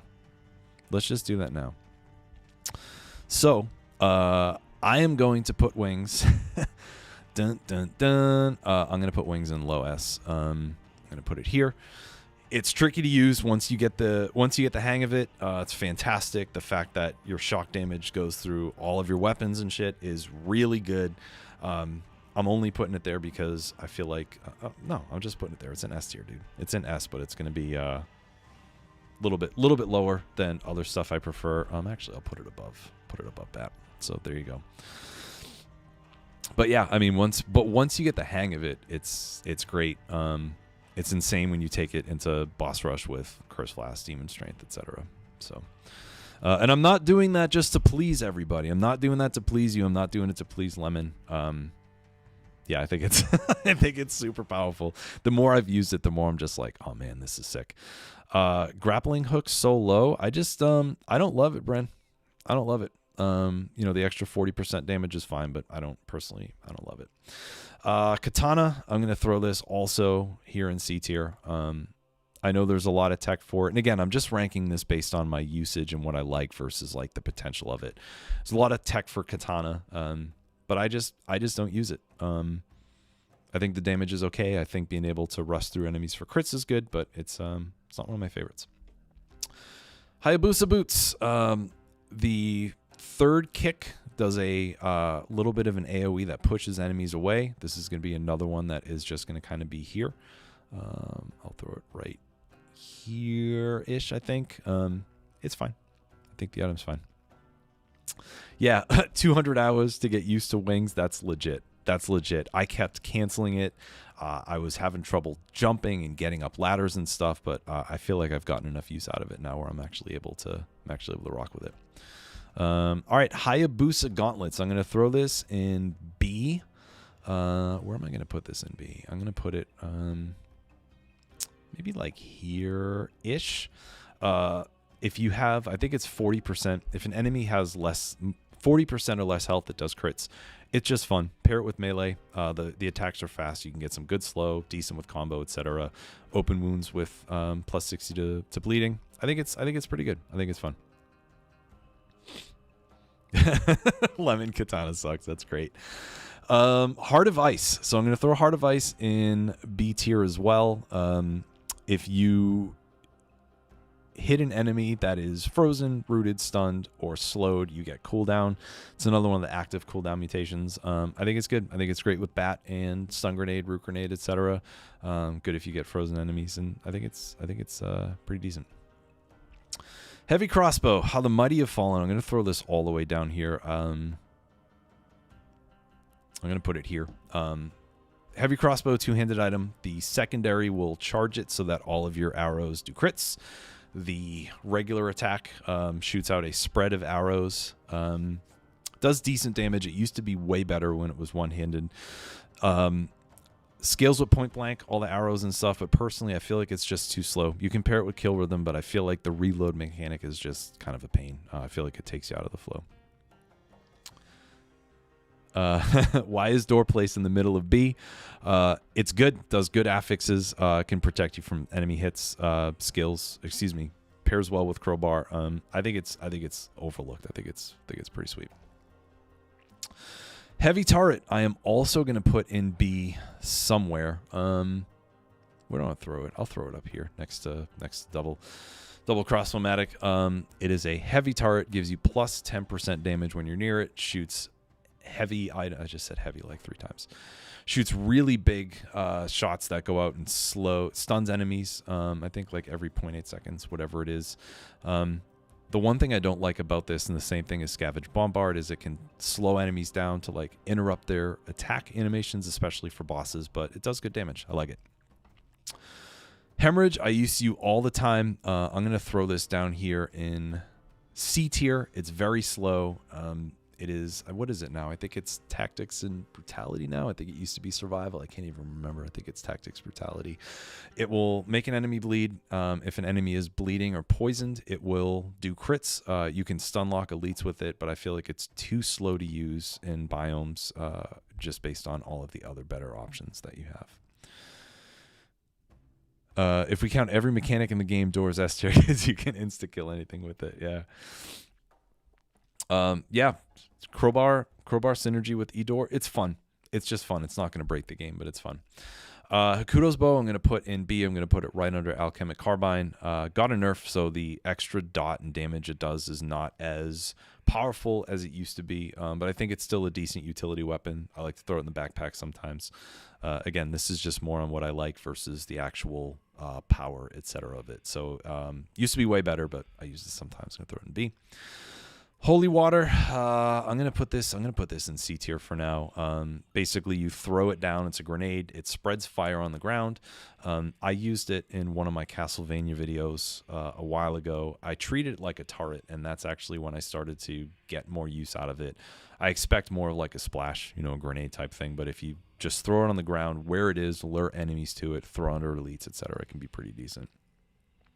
And yes, enemies can destroy the E-Door, but they cannot destroy the legendary one. That's true. Hunter's Instinct. I'm going to throw this in high B for now. Every ranged kill, it scales with Tactics Mutation. Every ranged kill will give you cooldown. I think it's pretty powerful. I think the downside to it is for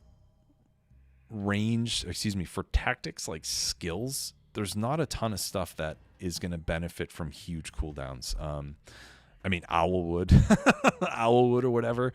But I think it's pretty good. I think it's a fun skill to take with you sometimes. I actually take it. If I have a ranged brutality build, I'll take it every once in a while, but I think it's pretty decent. Yeah, legendary tier list, maybe I'll rock that next time.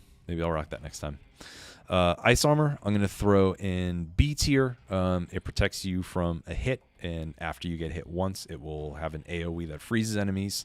There's a bunch of affixes that you can get on it. Enemies thaw twice as slow. Nearby enemies bleed. Toxic cloud around you, etc. I think it's pretty good. Ice Bow, this might also be a controversial one. I do like Ice Bow a lot. I'm actually going to put it here. Let me drop this down here. Boop, boop. Yeah, I like Ice Bow. I think it's just fun. Ice Bow's been around forever. Having the ability to freeze enemies at range, even though it has ammo. Frost Blast I think does a little bit better, but I really like Ice Bow. I also really like Ice Crossbow. I'm gonna throw this one up higher here. Put it right there. For biomes, I think it's insane. The first attack will freeze enemies. The second attack does crits on frozen enemies. It's a huge heavy shot, not unlike the Gilded Yumi. The benefit to this is you can get plus 175% damage on the second shot. So you're almost getting double damage for it. And you can get the affix where nearby enemies will freeze after a kill. So you can just kind of spread this around. I think the damage on this is fantastic. I'm actually gonna. How am I gonna move this around? I'm gonna put this down here. I like it better than Explosive Crossbow. I think it's sick. But if you roll those affixes on this, it's a beast. It's a beast. Ice Grenade, not as great as I used to think. I'm gonna toss it down here ish. Yeah, really good for pinching. If you throw it in an area where there's a bunch of bats, it's good for a quick freeze. It's a decent way to fill a skill slot if you need to, just for a little bit of extra utility. I think the cooldown on it is like 20 seconds or something. What are we looking at here? 18 seconds. Cooldown's way too long. If this had a shorter cooldown, I'd put it higher, but as is, I'm going to throw it in C. Ice shards, I'm going to put up in B somewhere. Let's put it above cluster but below door. This slows nearby enemies, or excuse me, it slows enemies that you hit. There's no ammo on it. It does criticals to enemies that are in water or in oil. Like I mentioned, you can pair it with some melee weapons. I like to pair it with Giant Killer. I think it's great. Legend, I don't even know what is the legendary. It just enemies thought twice as slow. So I don't think this is the actual legendary. I don't think this is a legendary affix. I think this is what it's supposed to be. Correct me if I'm wrong. I could have swore that I saw like enemies thought twice as slow or something. And yeah, ice grade, favorite skill when starting out. I feel that. I used to use this a lot. I used to use it a lot earlier. Impaler. Impaler is a skill that will push enemies back, or excuse me, a weapon. Push enemies back, does crits to enemies that are up against the wall. I think it's really good. I enjoy it. I'm going to put it above Hakudo's. I'm going to put it below Explosive Crossbow. Really good in biomes. Pair it with what do you call it? Yeah, pair it with melee to slow enemies so you can push them back even further, get the crits. I think it's a great biome weapon. Indulgence. I like this, but it's really not that good. It does critical hits to an enemy if they're not cursed. If you're not cursed. If you are cursed, it does less damage, but clears 3 curse. If you take this and you're in an area where there's bats and you're cursed, it will clear the curse almost immediately. It's absolutely sick. But on its own, the skill's just fine. I'm going to throw it right here. Deepesh, hello. Hey, what's up? Heart of Ice makes Ice Grenade cooldown manageable. Yep, totally. Root Grenade needs a tier list of its own called Salad. Rafi, that's really funny. All right, Infantry Bow. I'm going to throw this up in A. Does critical damage at short range. Similar to, like I said, with the Blood Sword or whatever. It does one thing. It does it well. Pair it with Point Blank. I think it's a great item. I really enjoy it. I use it a ton, so I'm going to throw it up in A. Infantry Grenade is going to go down in D. I'm going to pop it right here. It's a very small burst of damage that has a 4-second cooldown. I think mathematically it does more damage than Powerful Grenade over the amount of time that Powerful Grenade has its cooldown, but it's really not that useful in my opinion. So I don't use it often. Again, it's something I'll take out of the tubes. It'll clear out rats in the sewers, in prisoners' quarters, clears out some bats, but there are better skills. Initiative, I'm gonna throw this in C tier. Where am I gonna put it? I'm gonna put it maybe like here. The first hit on an enemy does extra damage. It's flat damage, which means it's a plus number versus a plus %. If it was plus %, I feel like it would be better. I like to pair this. This came in originally with Predator and Scheme, so you could use skills, get extra damage on melee, and then have enemies not see you from Predator. I think it's fine. I like to use it. Again, this is just my own personal preference as far as what I like versus what's actually quote unquote good. But I'm going to put that right in the middle of C. Yeah, not so powerful grenade is infantry grenade. I'm going to put instinct. So this is every crit gives you cooldown. I'm going to throw this up in B tier because it's very good against bosses. I don't use it in biomes, but if you have a way to get a lot of crits pretty quickly in a boss, it can do good work. But yeah, I think it's fine. I'm going to put it in B. Iron Staff, I'm going to put in C tier. I know it's got a lot of good usage to it in certain aspects, but I prefer to use Alucard Shield. It kind of does the same thing, and parry timing's a little bit tricky. Another one, you parry it's a melee item. The first attack will parry. The next 2 attacks after that does crits. Yeah, I think it's C tier. Killer Instinct, I'm going to put in B. It's a brutality mutation. Every enemy you kill with a melee attack reduces your cooldown. I think it's really useful. It's fun when you're shredding through biomes. If you got something like Powerful Grenade, you got something like Fire Grenade. I think it's fun. I think it's a really good one. Killing Deck, I'm going to put in high C. It's from the Queen in the Sea DLC, basically, it throws cards out and it pulls them back to you in all these weird directions. There really isn't anything like it. It's a fun tactics item. I'm going to put it in C because I feel like there's better ones, but I do enjoy it. I do enjoy it on occasion. We're getting to the point where I'm going to have to keep scrolling more. I'm going to have to keep scrolling more because the tier list is getting chunky, and we are, it looks like we're about halfway done, so that's actually pretty sick. King's Scepter, I am also going to put in C. I'm going to drop it over here.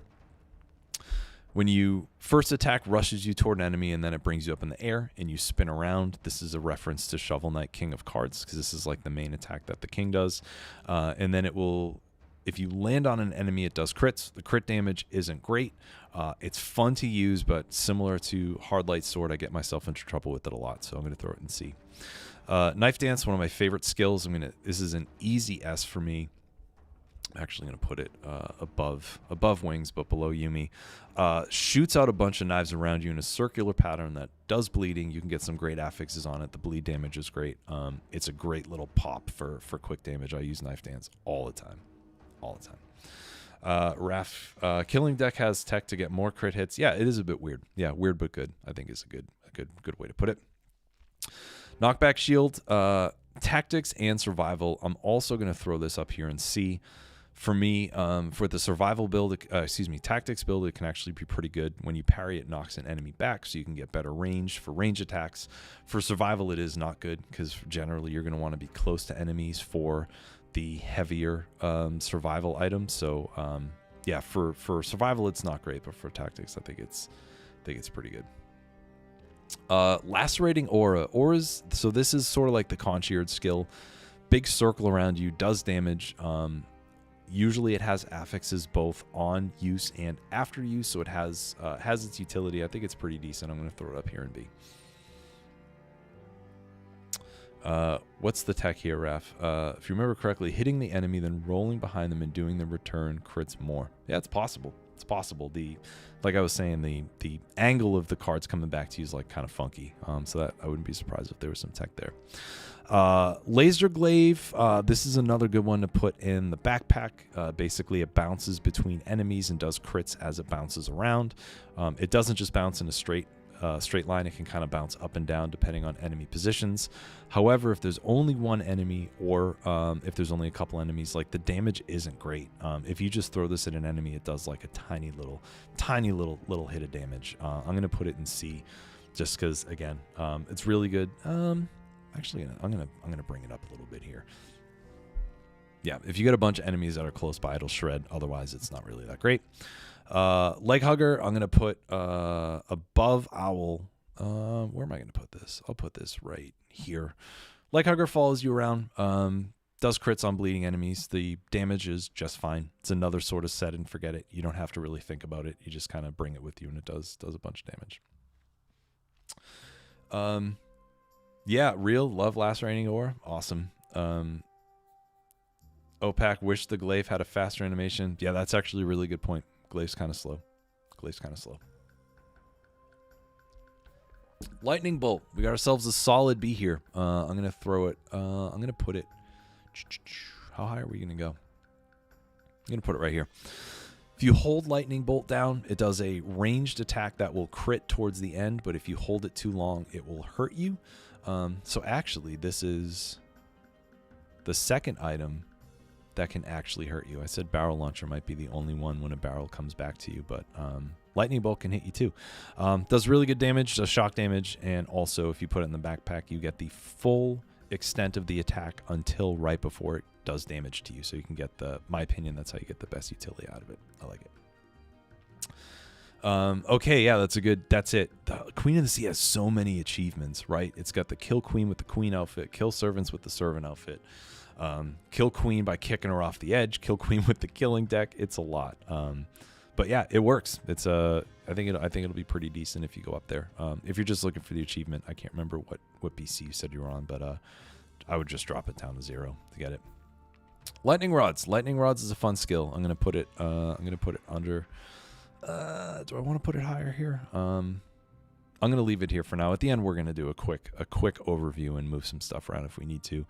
Lightning Bolts. You drop you drop a lightning rod down, and then you drop a second one, and all of the enemies in between will take damage. I think it was Burb. I can't remember who had the video, but if you put a lightning rod down and then teleport to the other side of the level completely and then drop the second lightning rod, it will do damage to everything in the middle. So it's kind of like specific tech, but I like it. I think it's pretty good.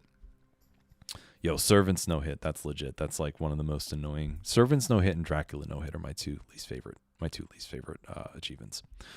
Or I should say the hardest. Lightspeed. This dashes you back and forth, kind of like the Timekeeper. Damage isn't great. I know there's some tech that you can, I don't know if it got patched out, but like speedrunning tech and stuff. For me, I think it's a good way to clear a row of weak enemies, but other than that, I think it's C tier. Machete pistol. I'm going to throw this up here. I like it a lot. First two hits are with the sword. This third hit is a pistol. It's a melee attack that bumps enemies back and causes them to be set on fire. I feel like this gets slept on. It's a Curse of the Dead Gods reference. Came with the Everybody's Here update. I like it. Magic bow is not as great as I used to think it is. I used to use it a lot. It's very slow. The damage is just okay. It's fun in the backpack on occasion. I think I put it in the backpack during one of my recent streams, but I don't think it's that great. Does any damage? Does damaging every enemy with the teleport attack make them go aggro and teleport you on higher BC? That is an excellent question that I don't have the answer to. Lemon, I don't know if you're still here. Do you remember that? Was it Burb that had that video with the lightning rod tech all the way across ramparts? And if so, did it aggro enemies? I can't remember. I just remember the kill count going super high because of all the bats. Magic missiles, unlimited ammo ranged item where it tracks the enemies a little bit. Magic missiles is fun. You can pair this with King Scepter, where you use King Scepter to push you up in the air. Jam on magic missiles because it slows your fall cooldown. I think it's good. I'm gonna put it in B. I'm gonna put it in B above Laser Glaive. Damage is just okay, but it's a fun one. Magnetic Grenade is going in no for me. They changed the way Magnetic Grenade worked. It used to be you'd throw it down and there'd be a big shock or electric AoE as it pulls enemies in. It doesn't do any damage now. Basically what it does is it brings enemies in, it pops, and then it's supposed to do damage and it doesn't. I've had a lot of issues with it, so I'm going to put it in the note here. Lemon, it doesn't. Magnate is not OP. This is the lemon trolling that I haven't seen in a while, man. Marksman bow. I like marksman bow. I'm gonna throw marksman bow up in B tier. Yeah, this is probably people are gonna be like, dude, what the hell are you doing? Where do I want to put this? This is pretty wild. I'm gonna put marksman bow in B tier. It does crits on enemies that are far away, similar to blowgun. It has a 6 times crit modifier. It is pretty useless at close range. I do like to pair this with the infantry bow, so no matter where I am, I'm getting crits. It's just something I really like. I used to use this a lot back in the 1.0 days. I would just run around High Peak Castle as far away from enemies as I can, get that extra crit damage. I think it's sweet. I think it's super sweet. Masochist. We're going to put Masochist in B tier. I'm going to drop it below ammo. Masochist will cap your trap damage at 10%. If you're going into distillery, this is a must. It also increases your speed by 20 seconds. There's a lot of things that count as traps in the game, like Timekeeper's Falling Swords, Giant's Falling Crystals. So not only does it help you mitigate trap damage, but there's some niche uses for it if you have Spite Sword or other things where you can get extra shit. It's pretty sweet.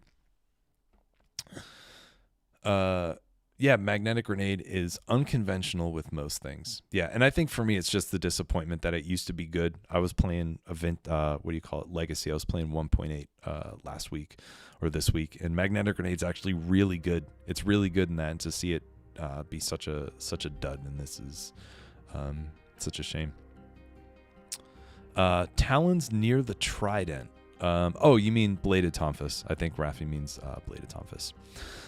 Shark. I'm going to put Shark in C tier. Maw of the Deep. Basically, the first 2 attacks are slow survival attacks. The third one It roots the enemies, I think, or it does bleeding. I can't, maybe both. I can't remember exactly what. Let's see. Yep, it bleeds and roots the enemy on the third attack. It also does crits on rooted targets. If you pair this with Root Grenade or Wolf Trap, it's pretty decent. But for me, I usually kill enemies too quick for the third attack to come out. Sometimes there's enemies in the background that will take that hit. But for me, it just there are better survival weapons. So I'm going to put it in C. Meat Skewer. I like Meat Skewer. We're going to throw this up here, probably below Corrupted Power, above Ice Bow. Dashes through enemies, and then if you can hit the enemy behind with crits, the movement's really fun. I actually lost a run once. I think I was cursed in the giant, and I used it, and I propelled myself right off the platform into the lava. But Meat Skewer is a lot of fun. I think it's pretty sweet. Yeah, Shark is strange. One of the cool things is if you have Tornado, you can throw the shark into it, and it just spits out a bunch of sharks like Sharknado, which is funny. But yeah, it's kind of weird. Kind of weird. Medusa's Head. This is such a... Medusa's Head stuff. I'm going to put it at the bottom of B for now. It's, again, I feel like it's such one of those weapons that's really like utility focused. You throw it out, and you can like bump enemies with it. Turns enemies to stone, which is a unique status effect. It's unlike any other status in the game. Throw it through enemies, it will roll past them. You hit the button again, or I think if it bounces off a wall, it does like a little wave of denial push. It's fun in the backpack, but I feel like it's tricky to use. Yeah, so I'm gonna leave it. I'm gonna leave it back. You use Shark with Rupel, yeah, not just the full combo. Yeah, I think that's a good point, Lemon. Yeah, like I was saying, Root Grenade, Wolf Trap, whatever. Excuse me. Melee. We're throwing melee up into S tier. I'm going to drop it right here. Melee slows enemies with each melee hit. Pair it with something fast like Panchaku combo. That's a great combo there if you use melee with combo. Something fast. I think it's really good. I think it's a lot of fun. Somebody, I'm sorry, I forget who it was in the chat, was mentioning they're on 2BC. Pushing through with melee, melee and Panchaku. It's super good. Yeah, Seismic Shark's a good one too. Yeah, you throw Seismic Strike in the backpack, roll through enemies, so that way with Porky Pack you can root them and then get the crits off a shark. But I feel like it's such a niche thing. This one, so this is Midas Blood. I'm gonna throw this up here with the other two gold mutations. This one is when you take damage, you get gold. If you're taking a ton of damage and you're just having some issues, I feel like Midas Blood is a decent take. But personally, I don't use it too much. I feel like there's better mutations that you can choose that would be more beneficial. But it is kind of a cool thing, especially they have this whole gold thing that came out with the bank. I think there's some pretty sweet things. You thought OPAC, you thought melee was bad and ignored up to 5 BC. Yeah, I think it's fun. Give it a shot. Give it a shot. It can, it will change it'll change boss pattern. What do you call it? The timing on it, because it does slow them. But, oh, you picked it once and you realized how great it is. Hell yeah. I don't even need to tell you. All right. Misery Chord's another one. We're going to throw this in the no category. If you hit an enemy, it's sort of like Hayabusa Gauntlets. It does crits if enemies are less than 50%. If you hit an enemy with it and you do not do a crit, it curses you. Ben showed me some tech where actually if you have an enemy less than 50% and you hit it with Misery Chord, it will do crits and it won't curse you. But this is another unfinished item from the cursed update that I do not recommend. I don't recommend it. Money Shooter. Money Shooter's sick. I'm going to throw this up in A tier. Ranged item that costs 150 gold. And then I think if you hit an enemy, does it actually give you gold back? No, it just does crits. The legendary gives you money back. I think it's great. It's a little tough to use early on because gold is so critical in those first two biomes, but it absolutely shreds. Absolutely shreds. Morningstar. I'm gonna put Morningstar in C tier. Yeah, it's a Castlevania, Return to Castlevania item. It's a whip that has a spiked ball at the end of it. If you hit an enemy with the end of the whip, it will do a crit. You can actually hold the item and swing it around a la Super Castlevania 4. You can actually, I think the term is tickle an enemy, where you can repeatedly tap towards an enemy. It will just kind of float and do crits, but I don't love it. Morningstar. No, no, no. All right, Lemon, where would you put Morningstar? Where would you put Morningstar? You know what I should do, Lemon? I should just hop in Discord with you and share my screen so you can finish. So you can finish the tier list. All right, multi-nox bow. Like I was mentioning with beginner's bow, you know, there's no reason to use this if you have multi-nox bow, but also multi-nox isn't that great. I'm going to drop it down here and see. It shoots 3 arrows. I feel like this is a really good item for folks to use early on to get used to bows, but it gets better. Wow, mid A tier. Okay. Morningstar, mid A tier. Yep. Can shred it through boss if you kind of blah, blah, blah. Shark missed it. Hey, Shark, I just put you in high C. I just put you in high C. Yeah, I do think it's more of a gimmick weapon. But yeah, Lemon and Ben, I feel you. I know what you're saying as far as utility and stuff, but personally, it's not something I love. Mushroom Boy, I am also going to put in C tier. The problem I have with Mushroom Boy is it pushes enemies away. It does good damage, but it's survival. And for most survival builds, you want to stun, root, be close to enemies, and this sort of does the opposite of what I think it should. So, King Scepter and C is wrong, but it's knowledge dependent. Yep. Where's Pure Nail? We're getting to it. We're going in alphabetical order here. So Pure Nail is going to be on the next thing here. Necro, easy S. I'm going to throw it up here below. I'm going to put it up here. Necro survival, you heal with every enemy you kill. It's just too powerful. Super, super powerful. Yeah, Morningstar is high damage with the... Yeah, that's true, Lemon. You can actually repeatedly press the first button, press the first hit without actually doing the tickle thing. So here's what I'm going to do. I'll do this for you. How's this, right? I will waver, and I'll take care of that. Yep. Nerves of Steel. I'm going to put Nerves of Steel in the B tier. I like it if you... it's a ranged... Obviously, it's a ranged item. If you hold it down for a certain amount of time, it will do a crit if you release the button at the right moment. I think it's strong. I think it's great. Yeah, also, yeah, I call Mushroom Boy the Mushroom Grenade. That's actually a good point, Opa. I forgot to mention that. If you activate Mushroom Boy while it's out, it will target nearby enemies and explode. Really big AoE, good damage, but it's a 30-second cooldown. Networking is great. I'm going to put this in A. Any enemy that gets hit with a ranged attack will share damage. This is something you pair this with, like E-Whip, fly around the room with wings and stuff. It's really powerful. I like networking a lot. Light is going in no. This is something you can buy in the Forgotten Sepulchre, so you can drop a light down to avoid the darkness. There's plenty of lights around. Every teleporter has a light. Every elite you kill has a light. And every secret you find in the wall has a light. So this is completely useless. No Mercy. For me, No Mercy is a strong B. I like to take it in biomes when I have dot builds. You know, against it does. If an enemy has 15% health or less, it will kill them outright. Bosses are 7% or less, or 7.5% or less, or whatever. I just find it really fun. Again, zipping around with E-Whip or whatever it is, enemies just sort of kick the bucket as you fly by them. So I like that.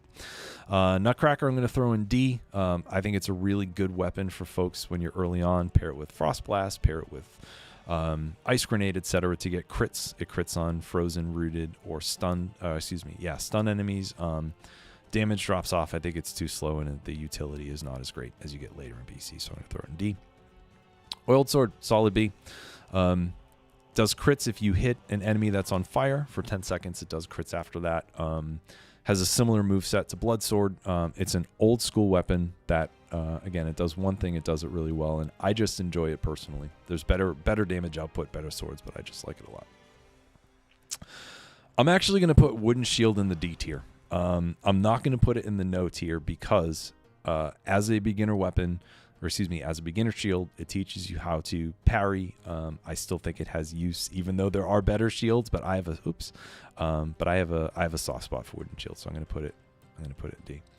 Is Nut a better shark? Yeah, I was gonna, as Shark said, I was gonna say I think it's a worse shark. Shark is a better Nutcracker, says Ford. Bye, Bren. Thanks for hanging. Good to see you, man. Unsub. I'll miss you, but I appreciate you coming in. Open wounds. I'm going to throw open wounds up in S. Open wounds is a mutation. Let's pop it here. It does bleeding. It lets you bleed. It's a brutality mutation, but it actually scales colorlessly, I think is the right way to put it. It's kind of a misnomer. Really good, especially if you have something that's got plus 60 to bleed. You can just shred. You can just shred. Oven Axe. I'm going to throw Oven Axe up here in B. It's a very, very slow survival weapon. It has, I think it's got 3 hits. And if the third hit crits, and then the third hit will repeat. So you can sort of hit an enemy with that third hit and then take a second, use it again. It's a little tricky. It does leave you out in the open, but I love the damage on it, and I think it's fun. Shark, is that why your name's not Nutcracker-tastic? Because Shark is better than Nutcracker. Yeah, tired of baseball bat because it carried you to 5BC. Word. Yep. And I think that's it. It's just too powerful to ignore, even if it's something that you can meme about and talk shit about. It's just way too powerful. Pinchaku, I'm going to throw this in A as well. I'm going to put this up here, right? No, I'm going to put it above the traps too. How high are we going to go? I think I'm going to put it here. Really fast, good damage. Pair it with melee, pair it with open wounds. It's sick. The later attack, I think it might be attack number 8 or 9, pushes bombs away. Super powerful. Super powerful. Parry Shield. I'm going to throw Parry Shield in B. I don't know where I should put this here. I like Parry Shield. I think it's a great thing to throw in the backpack. Reflects projectiles. There's actually extra projectiles that will get shot back if you use it with when you're getting hit with a ranged attack. I like it. Parting Gift. Dude, I don't know. I'm tempted to put this in the no tier. I'm going to put this down here in the D tier. When you kill an enemy with a ranged attack, it will drop a bomb. This is something that has been around since early access, I think. It hasn't really changed. There's just way too many other mutations that are better. Way too many. And yeah, Nutcracker does have a very satisfying animation, sort of like the jump up and the big slam down. Peroglyphs. I'm going to put Peroglyphs in B tier. I'm actually going to put it above the crossbows here. The lower your health is, the more ranged attacks you get out of it, and it does crits with like a couple of the final attacks. Slept on. I think it's really fun. It's really interesting too. The legendary gives you what they call overshield, which is like extra health. So that way, if you take damage, you can actually keep the critical damage on it. I like Peroglyphs a lot. I think it's out of everything that came out of Boss Rush, I think it's the best for sure. Parry Shield looks like an egg. I've never seen that. That's really funny. That's super funny. Phaser. I don't know. Again, I feel like a lot of the OG folks in here are going to disagree with me on some of this stuff. I'm going to put Phaser right next to Grappling Hook. I don't really like it that much. Has its utility. Again, good with Assassin's Dagger, etc. Gets some extra damage out of that next hit, but personally, I don't use it. Although it does root enemies, right? So you can use it and then get crits off a baseball bat if you're taking that with the brutality build. Shark saying Peroglyphs, legendary, strongest but balanced legendaries in the game. Yeah, that's legit, dude. That's legit. Point Blank, I'm going to throw up here an S. It scales really well with any color, right? So what are we looking at for Point Blank? So it starts with 30%. So if you have one scroll in Tactics, you're going to get 30% base for close range attacks. If you're running Tactics, this thing gets beefed up. I think it hits like, 40? What are we looking at? 40-something percent if you're towards the end of a 5BC run? Oh, it's even more, 59%. Yeah, it's insane. Absolutely insane. Grappling Hook, way better than Phaser.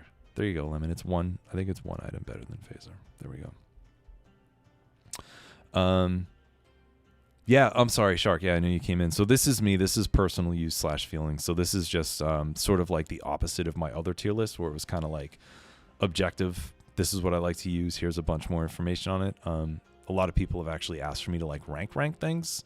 So this is just me. Personal, subjective. This is good. This is not good in my opinion. Pollo Power. Speaking of, I love Pollo Power. I use this shit all the time. I'm actually going to throw it up. Look at this. Look at this. People are probably sweating. Polio Power is great. I think does a really good, lot of good melee damage. If you get this off color with brutality and you take it with combo, I think it's hilarious. You can stand on the edge of ledges and drop eggs on enemies. I think it's fantastic. So I'm going to put that in B. Porcupine. I think Porcupine gets slept on. I'm going to throw it up in high B. Lot of good utility out of Porcupine. You can use it with Torch to get flames, or to get fire, I should say. Like Lemon was mentioning earlier, you can throw Seismic Strike in there to roll through enemies and get root. You can put Gold Digger in there to get gold. The other thing, too, is if you have a leech weapon, right? So it's something that gives you 1% of your HP back with every attack, but you take double damage. If you throw this in the backpack, you get the leech without the extra damage. Same thing if you have a 400%. If you have a quad damage melee item, you can throw it in the backpack, not take the extra damage, but get the extra damage. So I like Porcupine. Chicken. Powerful Grenade. Powerful Grenade is good. Just throw it right in the middle of B tier. Nice little splash damage, brutality, and survival. I think they nerfed it. They nerfed it. Was it 2 point? Did they nerf it during the update? The, what do you call it? The what's the damage update? Did it get nerfed in 2.4? Range decrease. I could have sworn.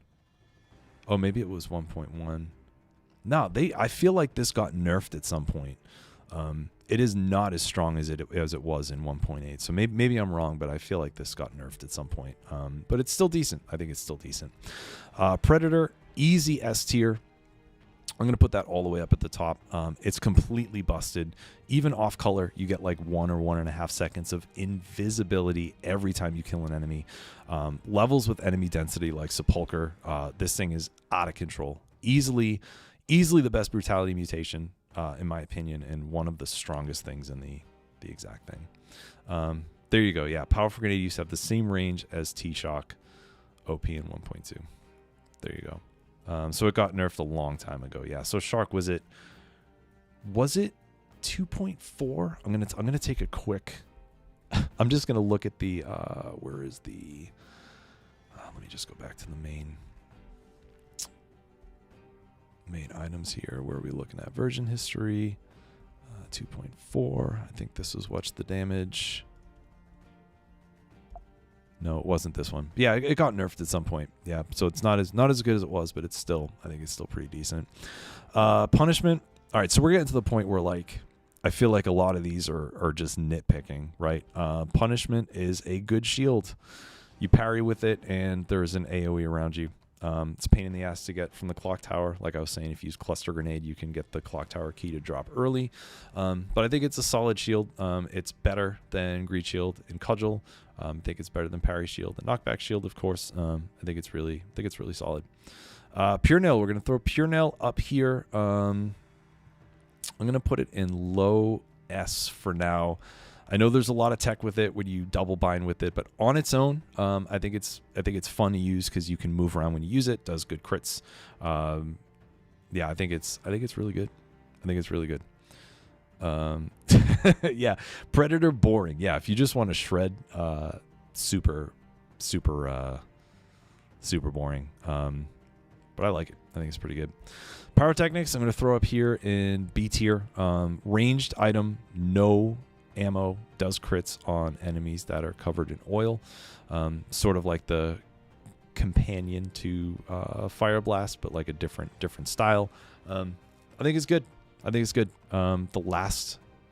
last shot is bigger. I think it does more damage, kind of like covers the ground in fire or whatever. Let's see. Question: running 4BC planes, Sadist Stiletto, and shots explode with Toxic Cloud Throwing Knife. A Pure Nail with Toxic Cloud and plus 80% to poison appeared.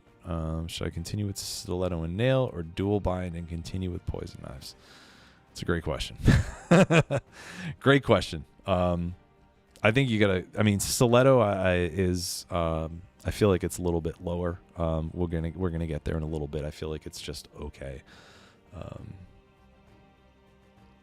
just trying to make sure I understand. Poison Cloud, Toxic.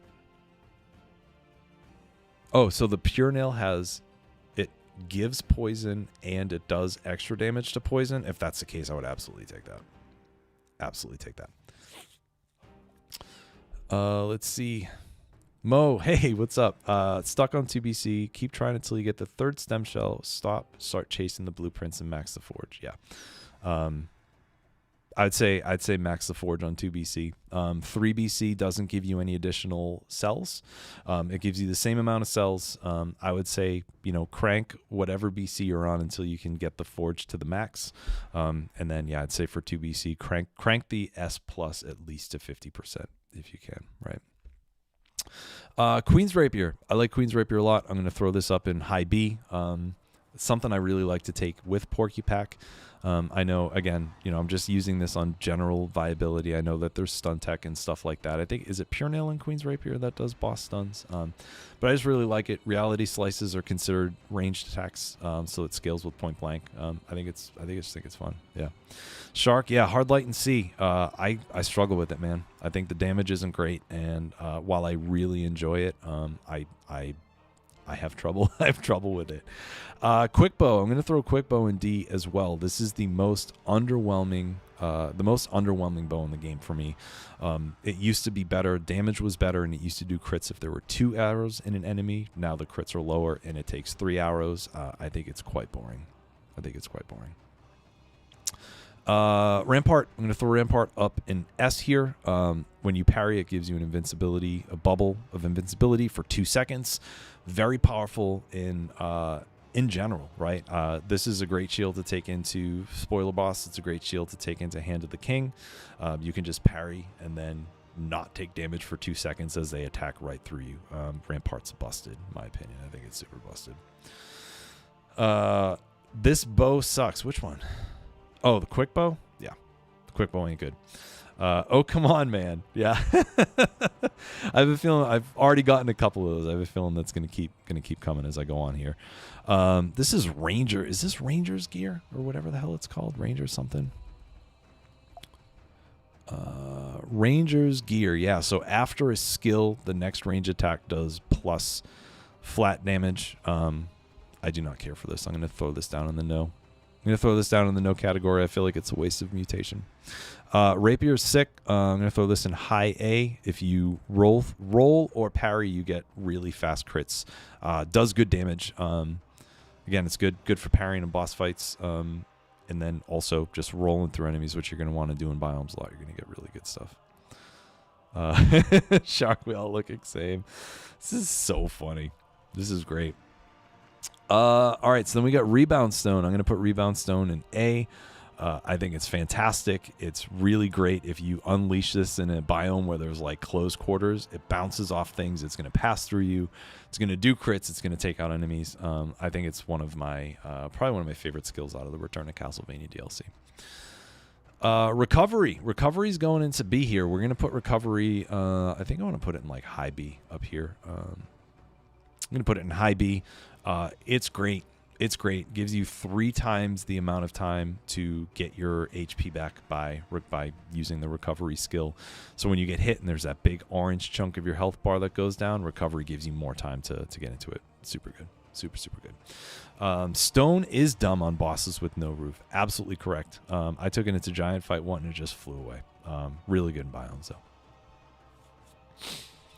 Okay. Repeater crossbow. Personally, I don't like Repeater. I'm going to throw it here in low C. The secondary attack shoots a net of arrows that will root enemies, and it does crits on rooted enemies. I don't think the damage is great.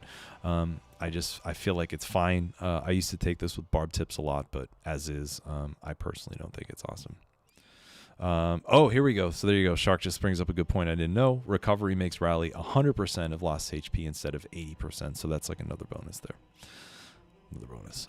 Rhythm and Bazooki I'm going to put in C as well. I'm just going to chunk this, I don't know, like right here. It's a melee item that gives you like a circular range of attack, and if you press the button in a certain cadence, it will repeatedly hit and do criticals. I feel like it's tough to use. I feel like it's kind of slow. Personally, I think it's just middle of the road. I think it's fine. Ripper, also going to put in C tier. Let's throw it up here. If an arrow is in an enemy, when you hit them with the melee attack, the arrows come out. It does damage. I think it's fine. I think it's fun in certain aspects. I really like it with shrapnel axes because that is like the build or like the item that procs Ripper or pairs Ripper great. But personally, I think it's throw it and see. Throw it and see. All right, root grenade. I'm gonna throw a root grenade in B. Let's put it up. Let's put it up above nerves under polio. Just roots an enemy. It has like a nice little AoE around it. You know, if you hit an enemy and there's bats and other stuff nearby, it'll root. It can root more than one enemy. I think it's really solid, especially, you know, if you're taking it with like Nutcracker or Shark or whatever. I like root grenade. Rusty Sword also going in D tier. I'm not going to put that in no. For if you don't have random melee weapon unlocked, it's actually really good. Has good breach, does good damage. I always take it when I start a fresh file. I use that over beginner's bow until I'm able to unlock other stuff. I like it a lot. What else do we got here? Sadist Stiletto. Something else I'm just going to throw right in the middle of C tier. Does crits on poisoned or bleeding enemies. The range is short. Damage is just okay. There's plenty of stuff you compare it with. You compare it with open wounds, etc. I feel like it's not worth that much effort, but I think it's fine. Scarecrow Sickles. I'm going to throw this up in S. I love it. Scarecrow Sickles scales with both tactics and survival. The swings around you when you use it. After it hits a certain amount of enemies, it does crits. You can fire those off, roll through biomes. Enemies get shredded. It's great for the giant fight. I think it's fantastic. Yeah, Rusty Sword open wounds is legit, dude. That's absolutely hilarious. Scavenge Bombard, I'm going to put right up here next to Heavy Turret. Basically does the same sort of thing. I think the range on this is shorter, but maybe it does more damage. I can't remember exactly, but I'm going to put those two right next to each other because they're so similar. Scheme, I'm going to throw down here in D. Really good with Grappling Hook because the cooldown is so short. Basically, after a skill, your next melee attack does more damage. It's like a less worse Ranger's gear. I think it's all right. Scythe Claws. I'm going to throw Scythe Claws also in C. I'm going to put it above Barrel but below Indulgence. They nerfed this also pretty hard too. The first hit doesn't do a ton of damage. It also bumps enemies in the air a little bit, I think, like Giant Comb. As you alternate the buttons, it will do crits. I think it's a little tricky to use. Kill rhythm's kind of a must with it, but I think it's just sort of middle of the road. Yeah, Shark, I said that with Heavy Turret. It can bust up enemy patterns, and it's a little bit tricky. Fun for biomes, though. Seismic Strike, I'm just going to throw in low B for now. Damage isn't great, but it roots enemies, kind of shoots out a little shockwave that will root enemies. Very good utility weapon in the backpack. But overall, I think it's just fine. It's not something I would recommend if you're looking for huge damage. I think it's just fine. Serenade, we're going to put in high B. I'm going to throw it up here. Takes a lot of micromanagement to use, right? Because when the sword's out, it will mark enemies, and then you have to hit the skill button again to bring the sword in your hand to do crits. It's very satisfying once you get into the hang of it. I almost feel like it takes over as a main weapon as opposed to a skill/utility, but it is very strong, and I enjoy it. Scissors, we're also going to throw Scissors up here in high B. I'm going to put it under Serenade.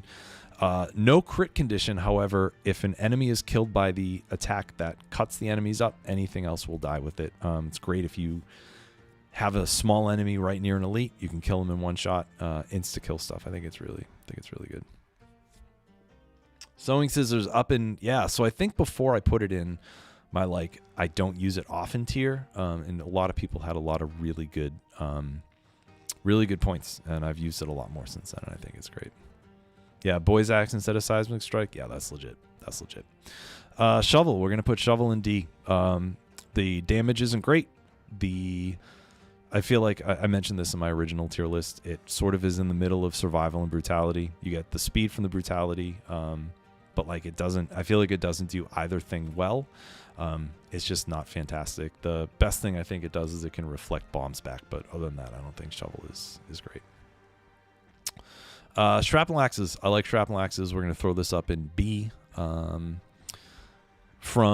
It will do melee attacks, but it also shoots projectiles up that will hit enemies from a ranged distance. Like I said, pairs really well with Ripper. This is just something I like. The legendary shoots a trail of flames. I just think it's fun. I think it's a really good one. Vord, tier list fill in general, how item is rated. Maybe one list for items in a vacuum and one list for build around it and being supportive. Yeah, that's absolutely correct. Yeah, I know. Going into this, I think, like I mentioned in the title, this is a huge mistake.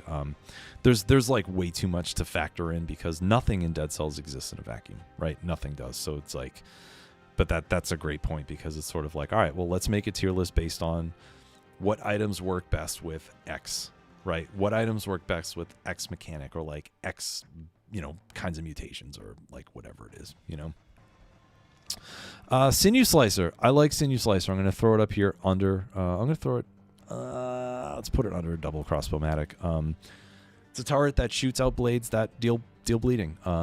It's both brutality and survival, and tactics. So you can get a brutality build going with it. It's one of the turrets that's available from the beginning of the game. I think it's really good to learn how turrets work, and I think the effect's good. Smoke bomb. I'm gonna put smoke bomb down here. I don't really use it. Bad seed item. Basically, you use it once and it makes you invisible, and then your next attack does a certain amount of damage, plus damage to it. I'll put it up here actually. It's really good to use if you're in a situation where you need to peace out. You can get yourself invisible and bounce. I think what is it? Is it plus 50% damage? Yes, your first invisible attack does 50% damage. I think it's just all right. I don't really use it. Snake Fangs, I'm going to put up in B. Again, I know there's a lot of tech with stuff like this, but I feel like the damage is just okay, and I feel like it takes too long to get the poison stacks, and I feel like the poison crits aren't as strong as they should be. It's fun to pair with Catalyst, though, so you get extra poison stacks. Excuse me. What's this? Soldier's Resistance? Yeah, I'm going to put this in B. That's fine. Basically gives you extra health for survival. It brings you all the way up to 40%. So if you need a little bit of extra cushion in a survival build, like taking this with recovery or something is absolutely sick. Absolutely sick. Lemon, every bad weapon is a good support weapon. That's legit, Lemon. That's so funny. Sonic Carbine. I'm also going to throw this up here in B tier. This is a 5BC item that you get. You get the blueprint in the 5BC biome. So in case some of you folks aren't familiar with this, it is a very fast shooting item that will, ranged item that does criticals if the bow or the shot or whatever it is hits more than one enemy. So if you get two enemies, it's going to do crits. One of my favorite builds to take into the 5BC boss. You take this, you take support, you take point blank, and you take what's the other one? Barb tips, I think, and you just shred. Yeah, beats you. Yeah, teleportation with Snake Fangs is fun. I like it, can get you into trouble, but I like using it with going against Conjunct. You just zip all over the room with her. Spartan Sandals, I'm going to put up here in high B. Tactics and brutality item. You kick an enemy and it travels. It's like the movie 300. If you hit an enemy into a wall, it does extra damage. You can stun lock enemies. You can stun lock bosses. You can stun lock elites. I think it's fantastic. Spike boots. I don't know. Someone mentioned if I put spike boots in anything lower than A, they were going to dox me or something. I forget what it is. I'm going to put it in B somewhere. I'm going to put it right here. Does criticals if an enemy is attacking. I think it's decent. I feel like I don't love the moveset. I don't love that third kick. But it's fun. I like it. Spike Shield, also B. I'm going to put this right below Punishment. Spike Shield does damage. I'm actually going to put it above Punishment, I meant to say. If you parry an enemy, melee attack, the Spike Shield does damage. I think it's good. I love, love, love taking this into the Scarecrow fight. All you can do is parry him and melt. Yeah, so Shark, you'd explain the tech thing. So is that something you can do, sort of like you can go up in the air and use like magic missiles and stuff like that? All right, we're getting close to the bottom here. All right, fantastic. So I'm going to try to zip through these here. Spite is a mutation that when you parry, it will do additional melee damage. Again, I think this is another flat damage the hell is it here? Spite. Yeah, flat damage. Personally, I don't think it's worth it. I'm going to throw it down here in the D tier.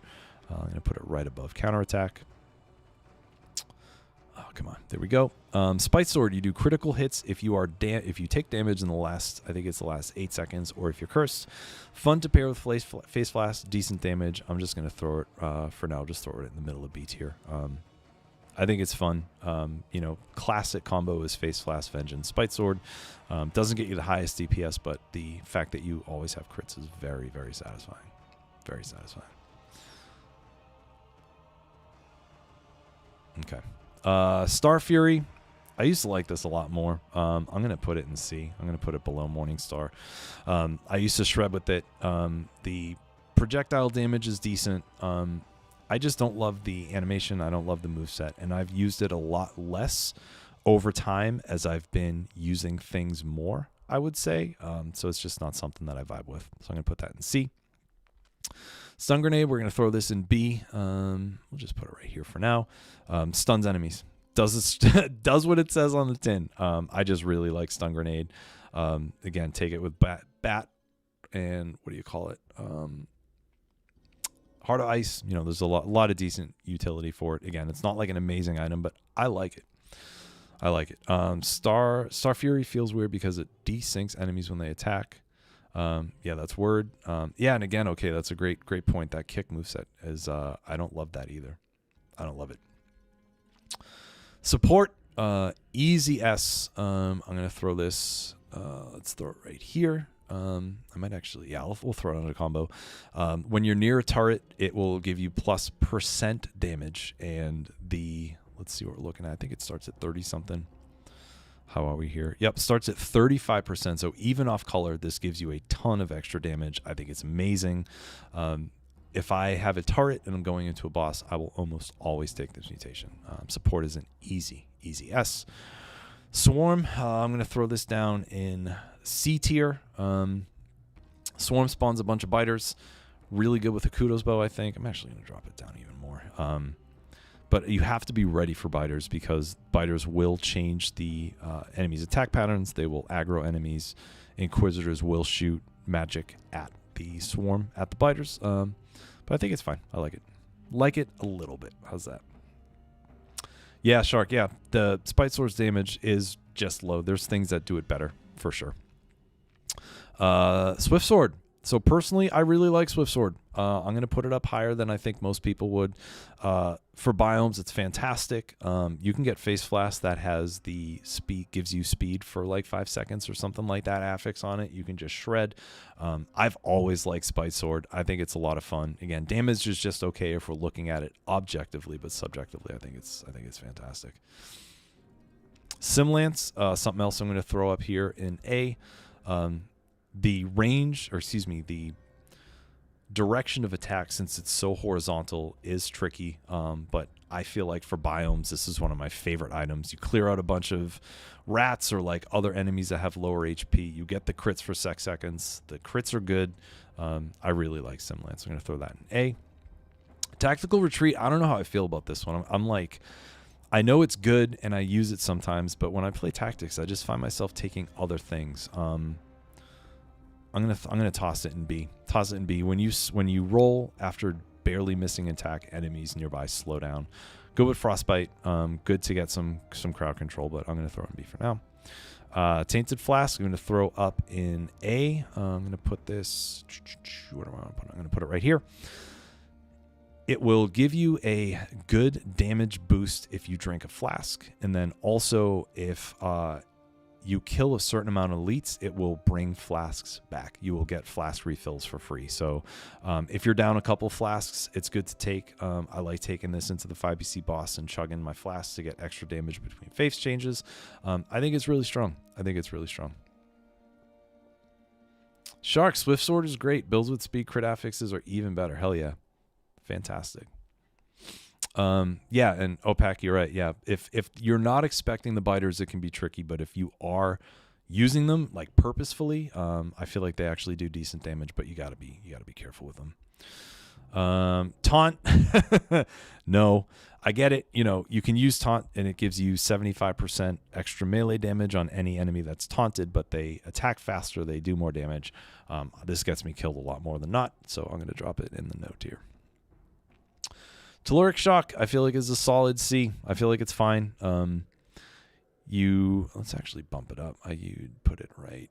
Let's put it right here. The Hand of the King attack. You jump up in the air. When you hit the ground, there's a big shock wave that kills a bunch of enemies.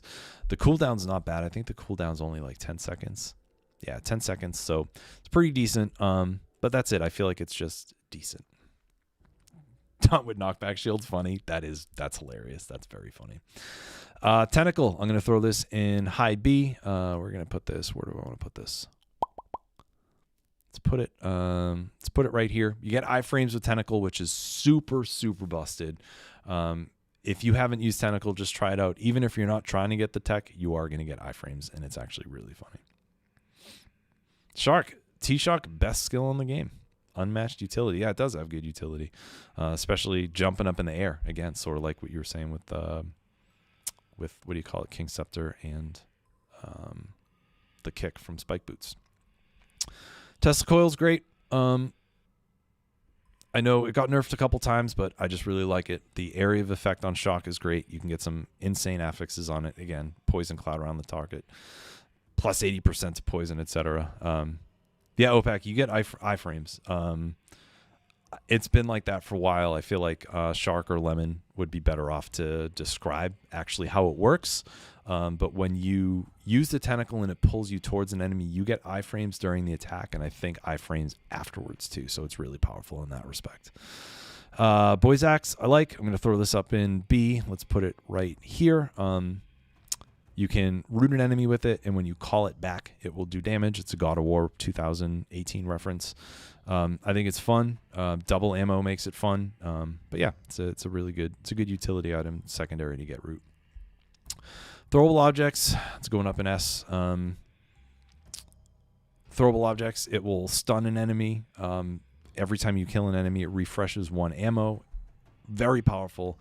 Again, this is another item that came in with the Everybody's Here update volume 2 that just is more powerful than it should be and needs a nerf, but I can't deny how good it is.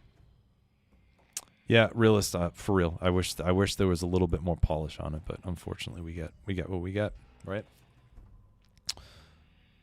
Okay, Lo, yeah. Good to see you. Thanks for chilling, man. Catch up on the VOD later. Yeah, we're almost done here, so it'll be up for you. So thanks for hanging. Thanks for chatting. What do we got? Oh, we only got 2 rows here. All right. Throwing axe I'm going to put as a low B. The trajectory on it is kind of strange, but it does really good crits. Another fun one to put in the backpack with Acrobata Pack. The legendary gives you 2 throwing axes. I think it's I'm actually going to pop it up here. Oops, I'm going to pop it up here. I think it's fun, but again, it's a little tricky to use. And the way that it goes through, sometimes it goes through platforms and it hit enemies. Sometimes if it goes through the ceiling, it doesn't. So trying to hit enemies is a little bit tricky, but I like it. Throwing knives, I'm going to drop this in, I'm probably going to put it in low S. I was going to say high A, but I'm going to put it low S. Again, I think firebrands and throwing knives, dual bind is one of the strongest basic builds in the game. You can get that right off the bat. Ammo's a little low on throwing knives. I find if you take it into a boss as a main weapon, you can get a little bit stuck, but very strong. Very strong. Yep. Axe is usable on slower and bigger bosses for sure. Yeah, very quick animation. That's a good point too. I like taking it. I have a video somewhere where I flawless concierge with the throwing axe, and he just gets bodied because of how slow he is. Thunder Shield. Also, I'm going to throw this in B right here. Does shock damage. When you parry an enemy, you get shock around you. It's actually really good. I'm going to toss it up here. And if you press the shield button again, when you have that AoE, it will shoot off shock and all damage, all directions. I think it's pretty sweet. Yo, Kiwi, what's up? You made it. We're just starting out here. No, I'm kidding, dude. We're almost rolling. There's going to be a VOD up. I'm going to keep this on the channel if you want to check it out later. But dude, good to see you, man. What's going on? What's happening, dude? Tombstone. I would say it's I'm going to put this as an S, easy S for me, or excuse me, easy A for me. The attacks are strong. The third hit that brings all the tombstones down on nearby enemies is great. You can futz with the camera to get extra hits on enemies. Super strong. Super strong. Thunder Shield is cool. Yeah, absolutely. Yep. Tonic, I'm going to drop Tonic into C tier. Gives you extra health. I'm pretty sure it also gives you damage reduction, I want to say, if you use it. Yeah, it gives you damage reduction for 9 seconds, gives you extra missing health as bonus health, so you can take more damage without losing your HP. And it also, again, like a lot of these skills, it's an affix machine. You can get Poison Cloud on it, you can get Burning Oil, etc. So I feel like it's slept on a little bit. And that's the only skill that is actually unlocked from the beginning of the game. Toothpick, I'm going to put in high C. I like Tombstone better. I like Oven Axe better. I like Simlance better. So for me, there's better survival weapons.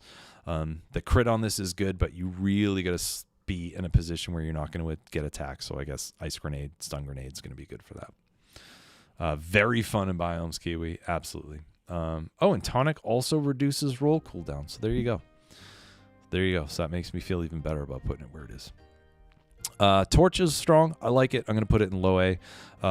Similar to Blood Sword, it does one thing. It does it very well. Damage is decent. Fire damage is decent. For me, it's just like Old Faithful. I can just rock with it. I think it's really good from my personal style. Tornado. We're going to throw Tornado in B tier. It's a fun skill that will go across a platform that you on. It sucks bombs in. It kind of like pushes enemies around, so you got to be a little bit careful for their positioning, but I find Tornado to be very fun. I'm going to pop it in B. Tranquility. Tranquility's fine. I feel like it's not as good as I thought it was, because it's just okay. It does extra damage when you're far away from enemies, but in biomes, I feel like enemies are generally going to be close to you. In boss fights, you really got to work on your positioning in order to get the damage, and I feel like it's not big enough, especially if you're using it with just like single items and stuff. Marksman bow, multiple knocks, but whatever. It's not really as strong, in my opinion. Yeah, exactly, Shark. Tornado is slept on, man. I feel like it's something that just gets lost. It's been around forever. It's been around since 1.0 or whatever. And there are a lot more flashy things that you can toss in that skill slot, but I think it's fun. Twin Daggers, we're gonna throw this. I'm gonna throw this in low C as opposed to low D, or excuse me, high D. On its own, the damage isn't great. This is another one that is available right from the beginning. It's a good weapon to use if you don't have anything else. And I think the best thing about it is that it teaches new players how to use 3 hit attacks. Broadsword, all the other stuff that comes in. It kind of like gets you into the rhythm with a faster weapon. But I think it's, I don't think it's great, honestly. I'm going to say Pucks. KRG Pucks. Return to Dead Cells after some time. Enjoy the content. Thanks and Merry Christmas. Hey, Merry Christmas to you too. I'm glad, first of all, thanks for popping in. Glad you've been enjoying the channel. And yeah, hope you have a happy holidays. Thanks for hanging. Is the Twin Dagger damage really that bad? It's not great. I think, when you're talking about tier lists and stuff, there's just other things that are better. Especially since Balance Blade is available right off the bat. I think that's just a better option than Twin Daggers. Excuse me. All right, we're almost done. We're getting close here. Valmont's Whip, I'm going to throw right in the C. I'm going to throw it in C tier. It does crits if you hit an enemy with the tip of the whip. The regular damage is just fine. Interesting fact, the distance that you need for the crit is the same distance that you would get from Tranquility, so you can actually bump the crit damage up a little bit. Again, I feel like it's just right in the middle. That's another item that kind of gets lost because it's been the same thing forever. I don't use it too often. I'm going to put it right in the middle. Yeah. Vampire Killer, I'm going to put this in B tier. Where do I like this? Actually, I do like it. I'm gonna put it here, maybe. That's not true. That's not true at all. I'm gonna toss it up here. Does crits on burning enemies, and when enemies die, they burn. So you get like some nice synergy in there. It's slow. This is another weapon I feel like would be good with survival, but I think because it's a burning weapon, they wanted to make it brutality and tactics. It's the first item you get when you beat the last boss of the Castlevania DLC. It's fun. It's heavy. It's slow. I think it's pretty good. Yeah, Kiwi. Yeah, it's generic and it's fine, but not especially fun. Oh, there you go. Okay, Sark. So the outer half of the Valmont's crit hitbox activates Tranquility. There you go. Vampirism, I'm putting in D here. I would actually, yeah, I don't even know, man. Let's just toss it right there. Vampirism takes away some of your health, but lets you get health back with recovery. The higher your scroll count with either brutality or survival, the more health you get back. Does that sound right? Let's see what the scrolling. Oh, it doesn't even tell you how it scrolls up. But basically, you lose health and then you can get health back for 10 seconds. You get more movement speed, etc. Every melee hit heals 2% max health. I don't know. I feel like it's too risky. Sometimes I take this out of the tube and accidentally use it and lose all my health. All my health. Vamp is insanely broken. Want to see the S tier? Yeah, we'll at the end of this, Thors, I'm gonna go back through and we'll do a quick review. But yeah, for me, Vampirism doesn't do the trick. Velocity, I'm gonna put this in low B. It's fun. I feel like it's great for Swift Sword. It's great if you want to fly through biomes and stuff. But that's all it does. And what it does is it triples the length of your speed boost. So it's really fun. But I feel like it's okay. There you go. Yeah, you lose less health with scaling. There you go. Vengeance. I'm going to throw Vengeance up in S. When you take damage, you do extra damage, and you have damage reduction, 30% damage reduction, I think, for like 3 seconds or 5 seconds, whatever it is. Face Blast Vengeance is busted. I know it's such like a quote-unquote basic combo, but I can't not use it when I have a brutality build that doesn't have a different skill in the skill slot. It's super powerful, even for new players. Take it off color if you're just starting out. You need a little bit of extra cushion. I think it's amazing. I think it's amazing. Vampirism's there to be recycled. Yeah. And yeah, there, Thor. Yeah. So this is the S tier so far. Again, once we're almost done. Once I get through, I'm going to go through and just give a little once over, so that way we can kind of just move some stuff around. Like I'm looking at Fire Grenade, I'm absolutely going to move that down, stuff like that. But okay, Panchaku, I'm going to put Panchaku in B. I think it's solid. Or excuse me, this is Vorpan, not Panchaku. I'm going to put it in B. I think it's fun. It does one thing well. It's basically like the opposite of Assassin's Dagger. You get crits on the front instead of the back. Yeah, I think it's just like a decent, fun weapon. Panchaku absolutely blows it out of the water, though, in my opinion. So I'm gonna put that in B. Is the Castlevania DLC worth buying? It's the most. All right, so in my opinion, I'm gonna say yes, but there's an asterisk to that. It's the most expensive DLC. The biomes are the worst. Just because of how they're structured, they're not as random. There's like a specific structure to them. So as you play them over and over, it becomes more familiar. There's not a lot of surprise in it. The early biome, the enemies are scaled way too high. So it's challenging, but it has some really great items in it, right? It's got the Alucard stuff. It's got Death Scythe. It has some really great items. So I think I would say yes, but it is not the best DLC out of all of them. Yeah, there you go. If you like the game and play it for at least another year, it's worth it. Yeah. But for me, it's like, it's not my favorite. War Javelin. I love War Javelin. I'm going to throw this in A. The first time you shoot it out, it will go all the way. It'll pierce enemies, push them up against the wall if you can. And then the second time you press the button, it teleports you to it. So it's a lot like Achilles' Spear from Hades. This is just a really fun weapon for me. I like putting it in the backpack, similar to Guild and Yumi. The movement's a little funky. You can actually like kind of bounce around the levels really easily with this. You got to be careful where you're teleporting to, but I think it's fun as hell. I think it's absolutely fun as hell. Realist, yeah, that's it. Weapons are cool, but the biomes look That's a great way to put it. War Spear. I'm going to throw War Spear in B as well. I think I'm going to pop it right here. It does crits if it hits more than one enemy at a time. So it's kind of like a melee version of the... I don't even know where the hell it is. I can't see it. My eyes are starting to glaze over. Eyes are starting to glaze over. It's like a melee version of the Sonic Carbine, where it'll do crits if it hits more than one enemy at a time. Really fun for biomes. It's also survival, so you're going to get a little bit of extra kick out of it. It's going to be, yeah, I think it's pretty sweet.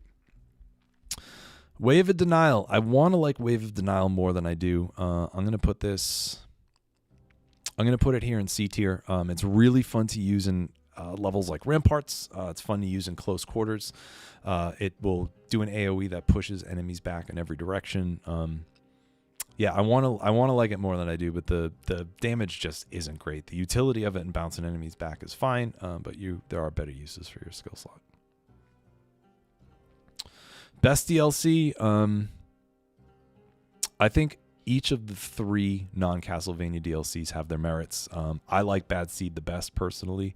I feel like it's more congruent with the non-DLC levels.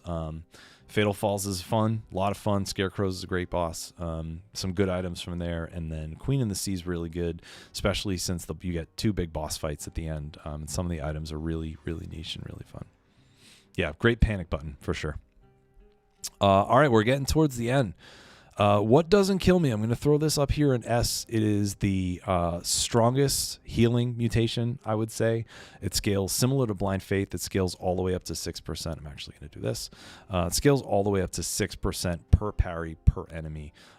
If you are running low on health and you parry 4 enemies in a row, you're going to get 24% of your health back on higher scroll counts. I think it's insane. Absolutely insane.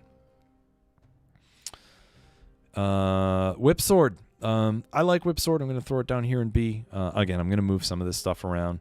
You can go back and forth between the whip form and the sword form, but if you just mash the second button, because it's a 2-item, what do you call it? Double-handed item, you can just get a ton of crits. And just using the sword itself is pretty strong. So I like Whip Sword. This is another Castlevania item. Wish. I'm going to put Wish in... I'm gonna put it in low B. A lot of people say you can't rank Wish, but I think you can.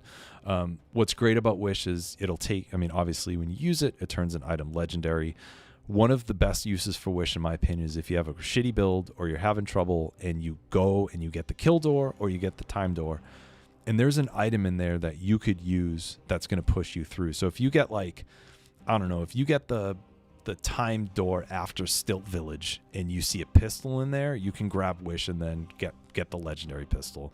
I'll use this sometimes. I used it in my last stream where I wished a vampire killer because I wanted all legendaries. But I think Wish it's very unique. I do not think it's unrankable. Yeah, exactly. Force neat builds with it. It's not strong, but it makes the run fun. That's a great way to put it. I didn't mention this. There's a spoiler skill at the very end. I'm going to do that last. I've already scrolled down a little bit. You're going to see the icon, but I'll give another warning before I actually talk about what it is, so that way we can avoid as many spoilers as we can. Wolf Trap. I'm going to throw this up in S. I think it's the best. I'm actually going to put it up here. I'm actually also going to do this. Wolf Trap is super powerful. There's a reason why you see people use it all the time on Fresh Files. I love it. I love Wolf Trap.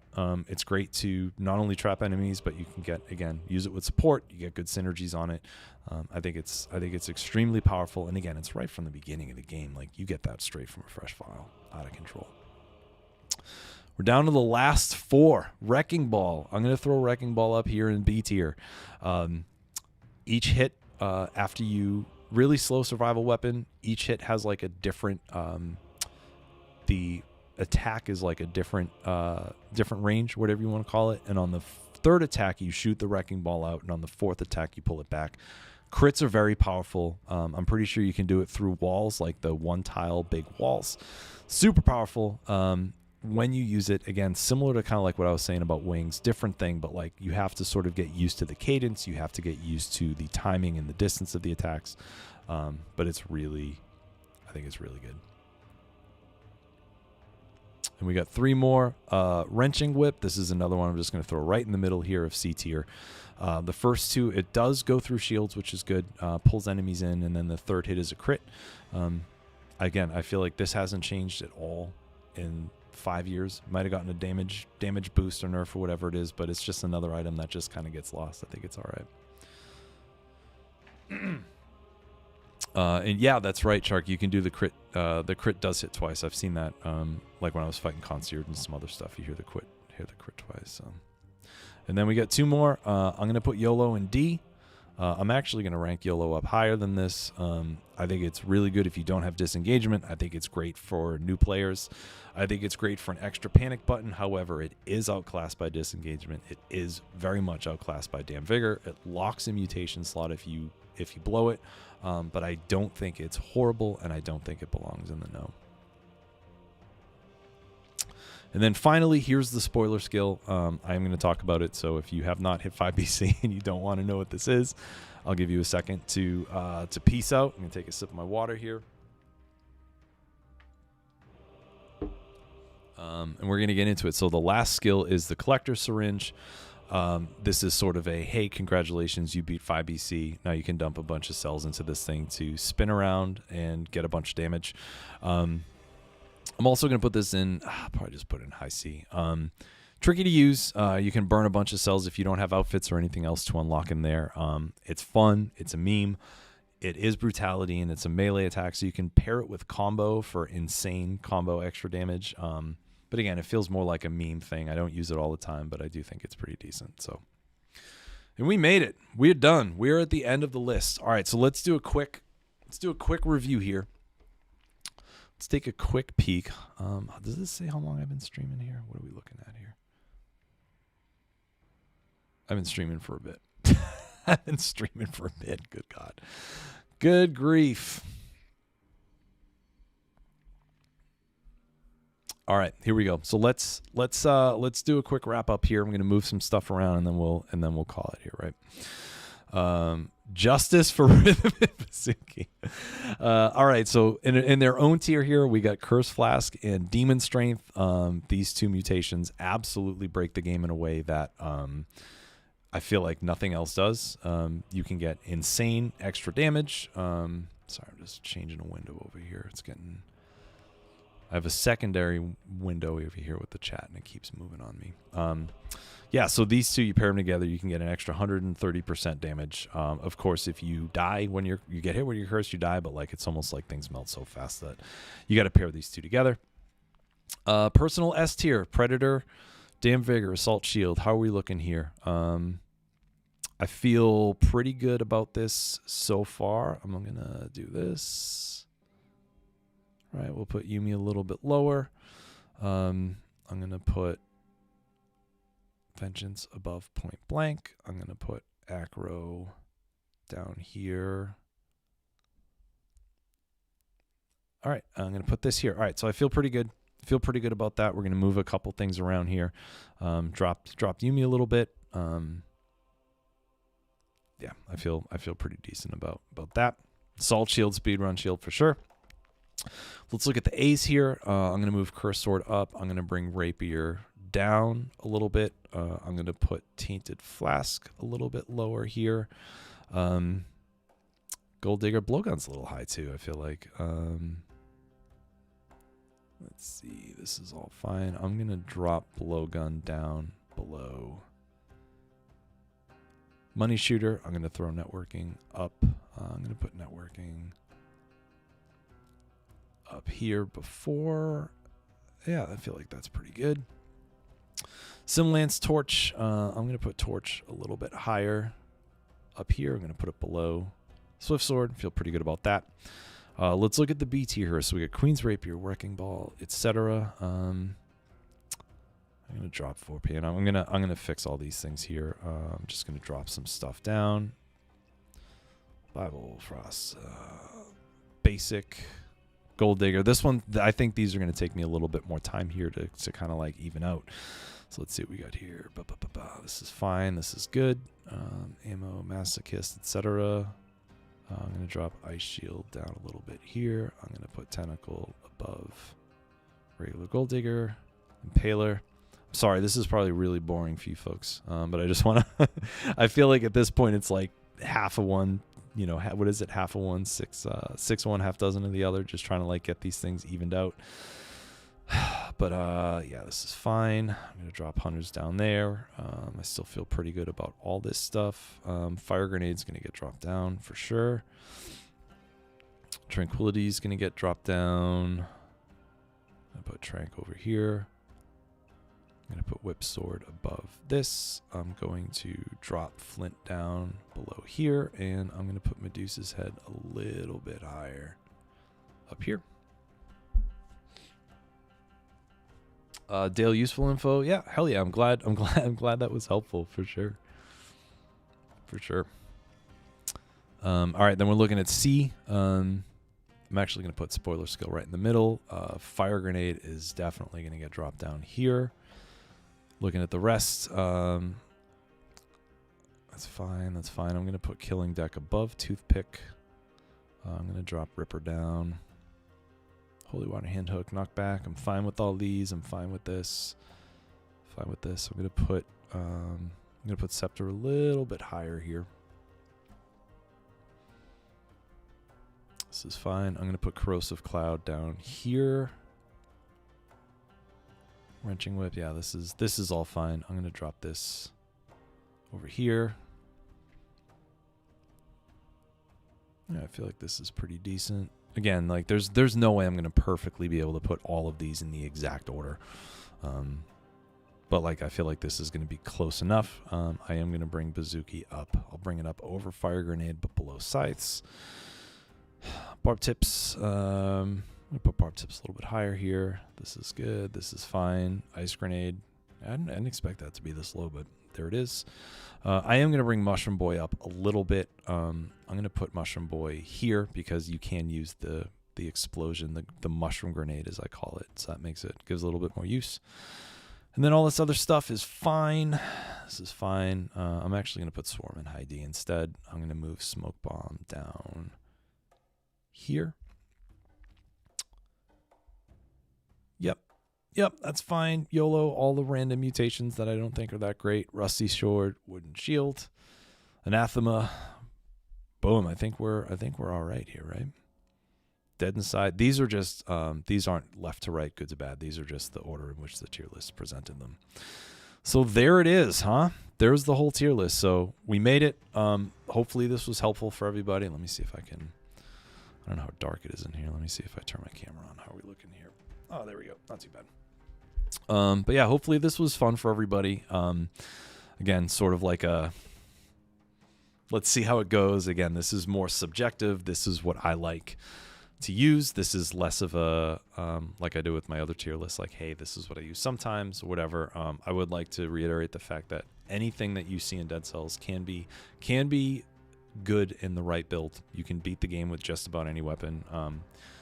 Bren went through and beat the game with every single item, so that's proof that it can be done. And all skills, all weapons, all everything. I mean, his skill level's pretty high, but it's the same thing. So these are all pretty good. So let's do. Let me scroll through here one more time. Again, you know, if you're watching this on the VOD, everything's here for you. You didn't have to sit through 2.5 hours of streaming or whatever. But we have our Curse Flask, Demon Strength here. Here are all our S items. These are the things that I love. I think they're insanely powerful. A tier is things I think are very powerful. Here we go. Good stuff. Curse Sword. I'm really proud that that's at the top there. B tier are things that I think are good. I think they're pretty good. C tier, we're looking at stuff that I think is decent. Good to decent. D tier, not so much. And then no are things that I would actively recommend avoiding. You know, especially Anathema and Misericord. They're not great. Unfinished weapons, not great. So there you go, Shark. Yeah, anything's good except Misericord and Anathema. Lemon, it's been 3 hours. Dude, I don't have a timer up. I don't even know how long it's been. That's insane.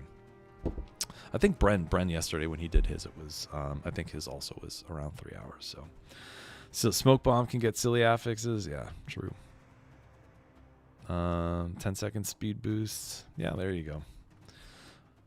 Wonder why bats were added when tornado exists. That's legit. So, all right. So here we have it. So, I think what I'll do is I'm going to download the image and I'll throw it in the I'll throw it in the video description, so that way if anybody wants to just see what it is without having to watch all this shit, you'll be able to see the image. So there we go. First live tier list. Oh my god, 3 hours. It's a long time. Again, if you're looking for more information, you can either click on the wiki in the description. You see how tired I am? I'm just sitting here being, oh my god. You can click on the wiki in the description. You can watch my other tier lists that have more in depth. I think I spent like 12 minutes talking about diverse deck. There's a lot of stuff in there that's a little bit longer. Yeah, and there's other tier lists out there too, right? Don't just watch mine and take what I say as a grain of salt. Bren did a tier list yesterday. There's other stuff. V's done a bunch of tier lists. There's a bunch out there. So if you're looking for more information, don't just stop here. Keep rocking. Keep seeing what else is out there and keep seeing whatever else other people want to say, huh? Yeah, realist. That's what I said. I didn't realize it was 120-second cooldown. It's out of control. Elites, teleporters, stuff on the walls, like you're totally fine. So, all right. So I'm going to wrap it here. So thanks everyone for hanging. Everyone that's been in the chat, sharing their own experiences and giving me some extra info. Shark, everybody, Lemon, Brand, Vord. I appreciate it. Thank you all. But I'm going to wrap it. I'm going to go eat. I'm going to go eat some lunch or dinner, whatever the hell time it is. And, I'm going to get on with my day. So again, thanks everyone for hanging. Hopefully this was fun. Again, I know it's a very subjective list, and it's different than my other tier list, but it's something I wanted to do, and hopefully everyone enjoys it, right? So I'm going to peace out.